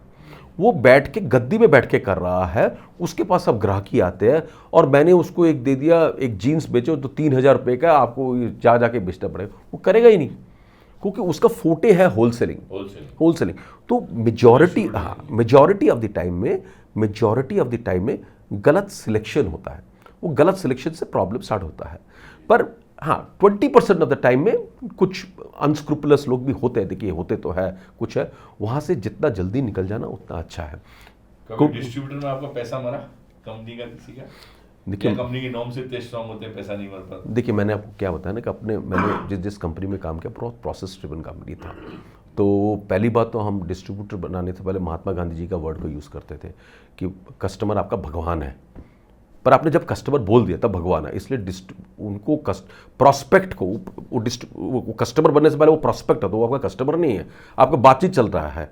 वो बनाने से पहले हम लोग बहुत रेफरेंस चेकिंग, मैं रेफरेंस चेक में बहुत विश्वास करता हूँ, मैं बहुत रेफरेंस चेक में विश्वास करता हूँ, more than blank cheque, more than this thing, reference cheque, ये सब बहुत कर। मैंने आपको क्या कहा, मेरा जो style of working is more of वो बही खाता भी है, मॉडर्न भी है। मैं बहुत रेफरेंस चेक करके, और मेरा टीम मेंबर्स भी जो भी है रेफरेंस चेक करके मैंने डिस्ट्रीब्यूटर बनाया। तो अभी तक ऐसा हुआ नहीं, मैंने डायरेक्ट मार्केटिंग भी किया, ऐसा अभी तक हुआ नहीं। रिटेलर्स में भी अभी तक हुआ नहीं है, क्योंकि क्या होता है ना, ये जो बीमारी आता है ना, ये बीमारी से पहले ना सिम्टम्स आना शुरू हो जाता है। तो वो सिम्टम्स में आपको पता लग जाना चाहिए कि भाई इसका प्रॉब्लम शुरू हो गया, इट्स अ टाइम टू आपस में बैठ के, कभी मैं भागने वाला, आपस में बैठ के कि भैया मुझे नहीं लग रहा आप कर पाओगे, ये प्रॉब्लम है, in a very cordial way, so that कि हम जब 1 साल बाद मिले तो कहीं बैठ के फिर कॉफ़ी पी पाए। कोई छुपा छुपी वाला काम में मैं विश्वास नहीं करता हूँ। ट्रांसपेरेंसी बहुत इंपॉर्टेंट, सच्चाई, और एकदम सच्चाई, बीमारी को पकड़ना। हाँ, बीमारी को, क्योंकि वो अचानक से नहीं आता है, कोई भी बीमारी से पहले उसके सिम्टम्स आने लगते हैं। कोई भी चैनल वो जब डूबने से पहले, भाई कोई रिटेलर भी उसका सेल डिप होने से पहले उसके सिम्टम्स आते हैं। तो एक अच्छा, मैंने जैसे क्या कहा ना, मैं बहुत लकी हूँ, मेरे को ऐसे हुनर टीम मेंबर मिले ना, उनको ना वो महक आ जाता था कि नहीं ये प्रॉब्लम अभी आने वाला है, प्रॉब्लम 1 साल बाद आएगा, वो महक आ जाता। तो we used to go there in a very cordial way भाई। पर मेरे लाइफ में ऐसे बहुत कम इंस्टेंसेस हुए जहाँ मेरे को विड्रॉ करना पड़ा। हुआ है 2-3 जगह विड्रॉ हुआ भी है। जैसे सर स्टाफ है, वो ओनरशिप ले पाता है या कंपनियों का ऐसा प्रेशर रहता है कि ओनरशिप लेना ही गलत हो जाता है जॉब में? आपने बहुत अच्छा ये बात कहा। देखिए, आज के दिन कई कंपनी बोलते हैं कि मैंने आपको पूरा अथॉरिटी दिया हुआ है, आप कर लेना काम, बॉस बोलता है, फिर बोलता है लेकिन करने से पहले ना एक बार पूछ लेना। ये क्या अथॉरिटी हुआ? ये कोई अथॉरिटी नहीं है ना, दिस इज नॉट अथॉरिटी, ये तो आप एक पॉलिटिक्स कर रहे हो, अब वो दिखा रहे हो। तो इट इज़ बेटर जब भी कोई आता उसको रूल्स ऑफ द गेम समझाइए, प्लेग्राउंड बता दीजिए, ये आपका प्लेग्राउंड है, ये हमारा सोच है, ये आपसे हम उम्मीद रख रहे हैं, डिपेंडिंग ऑन विच लेवल में है। जो मैनेजमेंट ट्रेनिंग होता है उसको उस लेवल का, एएसएम इस लेवल का, सीनियर एएसएम्स को, रीजनल मैनेजर को larger scope, larger responsibility, accountability. देखिए रिस्पॉन्सिबिलिटी के साथ अकाउंटेबिलिटी देने से ना ओनरशिप लेवल आना शुरू हो जाता है, ओनरशिप लेवल आना शुरू हो जाता है, बिजनेस में आना शुरू हो जाता है। और एक मैंने आपको क्या बताया, एक फीलिंग, दैट इंस्पिरेशन, ये बिजनेस के ओनरशिप और ये विजन का इंस्पिरेशन, ये दोनों मिश्रण से ही एंटरप्रेन्योर स्टार्ट हो जाता है। और देखिए कई बार होता है गलत डिसीजंस भी हो जाता है। अगर फेलियर में अगर मैं एज ए लीडर अगर किसी को बोलता हूँ नॉन डिग्निफाइड बात कर देता हूँ तो मेरे से I am a fake leader, मैं फेक कर रहा हूँ, मैं वो बोलने के लिए बोलता हूँ। होता है गलती का मेरा एक ही है, गलती हुआ मैं कोने में जाके एक्सेप्ट करता हूँ, हाँ मैंने किया है। फर्स्ट तो मैक्सिमम प्रॉब्लम क्या आता है गलती में, एक दूसरे का इसके लिए हुआ, उसके लिए हुआ, इसके लिए हुआ, एक्सेप्ट कर लो, हाँ मेरे लिए हुआ है, मैंने गलती किया है, हो गया यार, क्या है, हो गया, गलती तो हो ही गया है, सीखो आगे बढ़ो। टीम मेंबर को भी मैं बोलता हूँ पहले आप एक्सेप्ट कर लो। टीम मेंबर अगर नहीं सर ये मेरे लिए, ये इसके लिए हुआ तो उसने ऐसे किया था, इसने छोड़ यार, हो गया चलो। तो this is how again the management process कैसे होता है। ये आपने सही बताया, कई कंपनी में बोलता है कि आप ओनर जैसे काम करो, एंटरप्रेन्योर जैसे काम करो, लेकिन गलती हुआ तो फिर पनिशमेंट स्टार्ट कर दे। That is wrong, that is wrong. आप किसी टीम मेंबर को बोलो कि आप अपना गोल्स को स्ट्रेच करो, उसने गोल स्ट्रेच किया और वो उस लेवल में नहीं हुआ, फिर आपने कहा देखो आपने टारगेट लिया था, आपने किया नहीं, फिर वो क्या होता है ना, वो नेक्स्ट टाइम वो टीम मेंबर अपना गोल स्ट्रेच नहीं करेगा। वो कहेगा कि मेरे को तो बॉस डांट देगा, क्यों मैं करूँ स्ट्रेच, क्यों मैं करूँ ज़्यादा, क्यों करूँ। तो दिस इज हाउ, इसमें लीडरशिप का बहुत बड़ा रोल है जी, बहुत बड़ा रोल है। जो स्टाफ टारगेट नहीं कर पाता या टारगेट प्रेशर में रहता है, तो क्या कंपनियां उसके साथ क्या एटीट्यूड रहता है कंपनीज का, या टारगेट्स बहुत ज़रूरी हैं, तो किस तरह से मैनेज करे स्टाफ, जूनियर स्टाफ है वो किस तरह से इन चीज़ों को हैंडल करे। देखिए जूनियर स्टाफ के मैं उस स्टाफ नया स्टाफ के लेवल से पूछना चाहता हूँ कि वो इन चीज़ों को कैसे हैंडल करे कि भाई मैं टारगेट अचीव नहीं कर पा रहा, मार्केट सर्कमस्टेंसेस है, बहुत चीज़ें हैं, या फिर उसका सीनियर उसको मोटिवेट करेगा या नहीं करेगा वो तो आगे की बात है, पर वो उन चीज़ों को कैसे हैंडल कर पाएगा। देखिए क्या होता है ना, टारगेट तो पहली बात तो कभी देना नहीं चाहिए, लेना चाहिए, ठीक है ना। ये गलत तरीका होता है, देना नहीं लेना चाहिए, ठीक है ना। ऊपर से आपने दे दिया, वो फिर टारगेट ही नहीं होता, वो तो आपने अपना विश दे दिया भाई ये करना है। आपको एक साइंटिफिक प्रोसेस निकालना पड़ेगा जहाँ पे आपके टीम मेंबर्स बताएंगे कि ये कंडीशंस है, इस लास्ट ईयर मैंने ये किया था, इस साल मैं ये करूँगा। टारगेट तो मैं और वो अलाइन होना चाहिए कंपनी के विजन के साथ, वो अलाइनमेंट्स होने चाहिए कंपनी के विजन के साथ। टारगेट देने से कभी टारगेट होता नहीं है, ये तो मैंने देख लिया है। तो अपना मैंने उसी स्किल्स में मैंने कोशिश किया काम करने का, मैंने टारगेट हर वक्त लिया है और मैंने अपने एएसएम्स जो भी थे अपने उस समय के जो भी थे सबको बताया टारगेट तो दे दिया। अभी डिपेंडिंग ऑन विच लेवल्स आपको मॉनिटरिंग करना बहुत जरूरी होता है। क्या होता है ना, बॉस ने टारगेट दे दिया, बस हो गया जी हो गया, 30 तारीख को फिर बुला लिया रिव्यू मीटिंग में, ऐसा नहीं होता है। टारगेट्स को फिर ब्रेकअप करो, हफ्ते का ब्रेकअप करो, फिर हैंड होल्ड करो। आपके बच्चे अगर जूनियर है उनको हैंड होल्ड करो, उनके साथ मार्केट्स में जाओ, दिक्कतें समझो। देखिए रियलिटीज़ को समझना भी बहुत ज़रूरी है, इसलिए टारगेट लेने से पहले मैं टीम को कहता हूँ 10 बार सोच के लो, ये सब होने वाला है। और मैं ये भी बताता हूँ इससे ज़्यादा कॉम्पिटिटिव एटमॉस्फेयर होने वाला है, अपना विजन ये है। हाँ मेरा एक और फेवरेट मैं बता, ये टारगेट करने के लिए क्या चाहिए बोलो, ये मेरा लास्ट स्टेटमेंट जरूर रहता है। ये टारगेट करने के लिए आपको क्या रिसोर्सेज चाहिए, और अपने टीम मेंबर मैच्योर रहते हैं, वो बता देते हैं। देखिए कई बार नहीं होता है, पर इसका मतलब नहीं होता कई बार नहीं होता पनिशमेंट दे दिया। आप थोड़ा समझो क्या नहीं होता। हाँ कमिटमेंट अगर बार बार फेलियर होता है then there is some problem, मेरे से भी प्रॉब्लम हो सकता है, उसके साथ भी वो प्रॉब्लम को समझना फिर जरूरी हो जाता है। क्यों हो रहा है टारगेट, क्यों नहीं हो रहा है, क्यों नहीं हो रहा है, कोई सामने कोई कुछ कॉम्पिटिटिव कुछ हो गया है, टीम मेंबर में कुछ उसको समझ में गलती हो रहा है, क्या हो रहा है, ये थोड़ा एक बार समझना जरूरी है। पर too much of target pressure, वो टीम मेंबर इंजॉय नहीं करना काम को, फिर वो काम करना ही नहीं चाहिए। जहाँ पे टीम मेंबर को मज़ा नहीं आता काम करके, वो इंस्पिरेशन ही नहीं है, वो तो सिर्फ वो टारगेट के प्रेशर में करता है, शाम को सब पोर्टल में जॉब सप्लाई कर रहा है, वो तो फिर वो इट विल नेवर वर्क। और उसका भी तबीयत खराब हो रहा है। सबसे बड़ा प्रॉब्लम क्या आता है ना, उसका तबीयत खराब हो रहा है, उसका बीपी बढ़ रहा है, उसका शुगर बढ़ रहा है, वो घर में भी प्रॉब्लम लेके जाता है। तो ये पूरा इकोसिस्टम में प्रॉब्लम आ जाता है, ये पूरा इकोसिस्टम में प्रॉब्लम आता है। तो जहाँ पे आप मेजॉरिटी ऑफ द टाइम हम नौकरी में गुजारते हैं, तो it should be place with lot of fun. हाँ, चैलेंज होना चाहिए, लर्निंग होना चाहिए, ये सब होना चाहिए, तभी काम में मज़ा आता है। दोस्तों, स्टाइल इंडिया फैशन चैनल में आज सुजय गांगुली सर के साथ हम बैठे। उन्होंने बहुत सारी इंडस्ट्री की बातें सिखाई, फैशन से रिलेटेड, जॉब से रिलेटेड, जॉब में किस तरह से लीडरशिप होनी चाहिए, जूनियर स्टाफ को कैसे सर्वाइव करना चाहिए, फैशन क्या है, और कंपनीज को कैसे चलना चाहिए, कंपनीज में मैनेजमेंट में क्या प्रॉब्लम्स है, और मैनेजमेंट को किस तरह से अपने आप को स्केल अप करना चाहिए, अपनी टीम को बढ़ाना चाहिए, और फैशन जॉब्स में क्या प्रॉब्लम्स आती है, और फैशन जॉब में क्या सक्सेस है। आज अनलिमिटेड सैलरी फैशन जॉब्स में होने लगी है, तो उसमें आगे कैसे बढ़े, ग्रोथ कैसे करे, और जो अपने अमेरिका ने जो टैरिफ लगाया है उससे बहुत ज़्यादा इश्यूज आ रहे हैं, वो सब बातें हमने डिस्कस करी और बहुत कुछ सीखा। सुजय सर को मैं बहुत धन्यवाद दूंगा, यहाँ पे स्टाइल इंडिया फैशन चैनल में आए और हमारे दर्शकों को बहुत सारी बातें सिखाई। और मैं कोशिश करूंगा ये पॉडकास्ट थोड़ा और एक बार इनके साथ पॉडकास्ट बैठ के बनाऊं, और हमारे इंडस्ट्री के सभी लोग इनको बहुत चाहते हैं। और 35 ईयर्स से इन्होंने जो गारमेंट में जो अपना एक्सपीरियंस हमारे के साथ शेयर किया, ये बहुत छोटा कर पाए हम लोग क्योंकि समय की करेक्ट उससे। तो मैं सर को बहुत बहुत थैंक यू। नहीं, pleasure was mine, pleasure was. Thank you so much, thank you so much.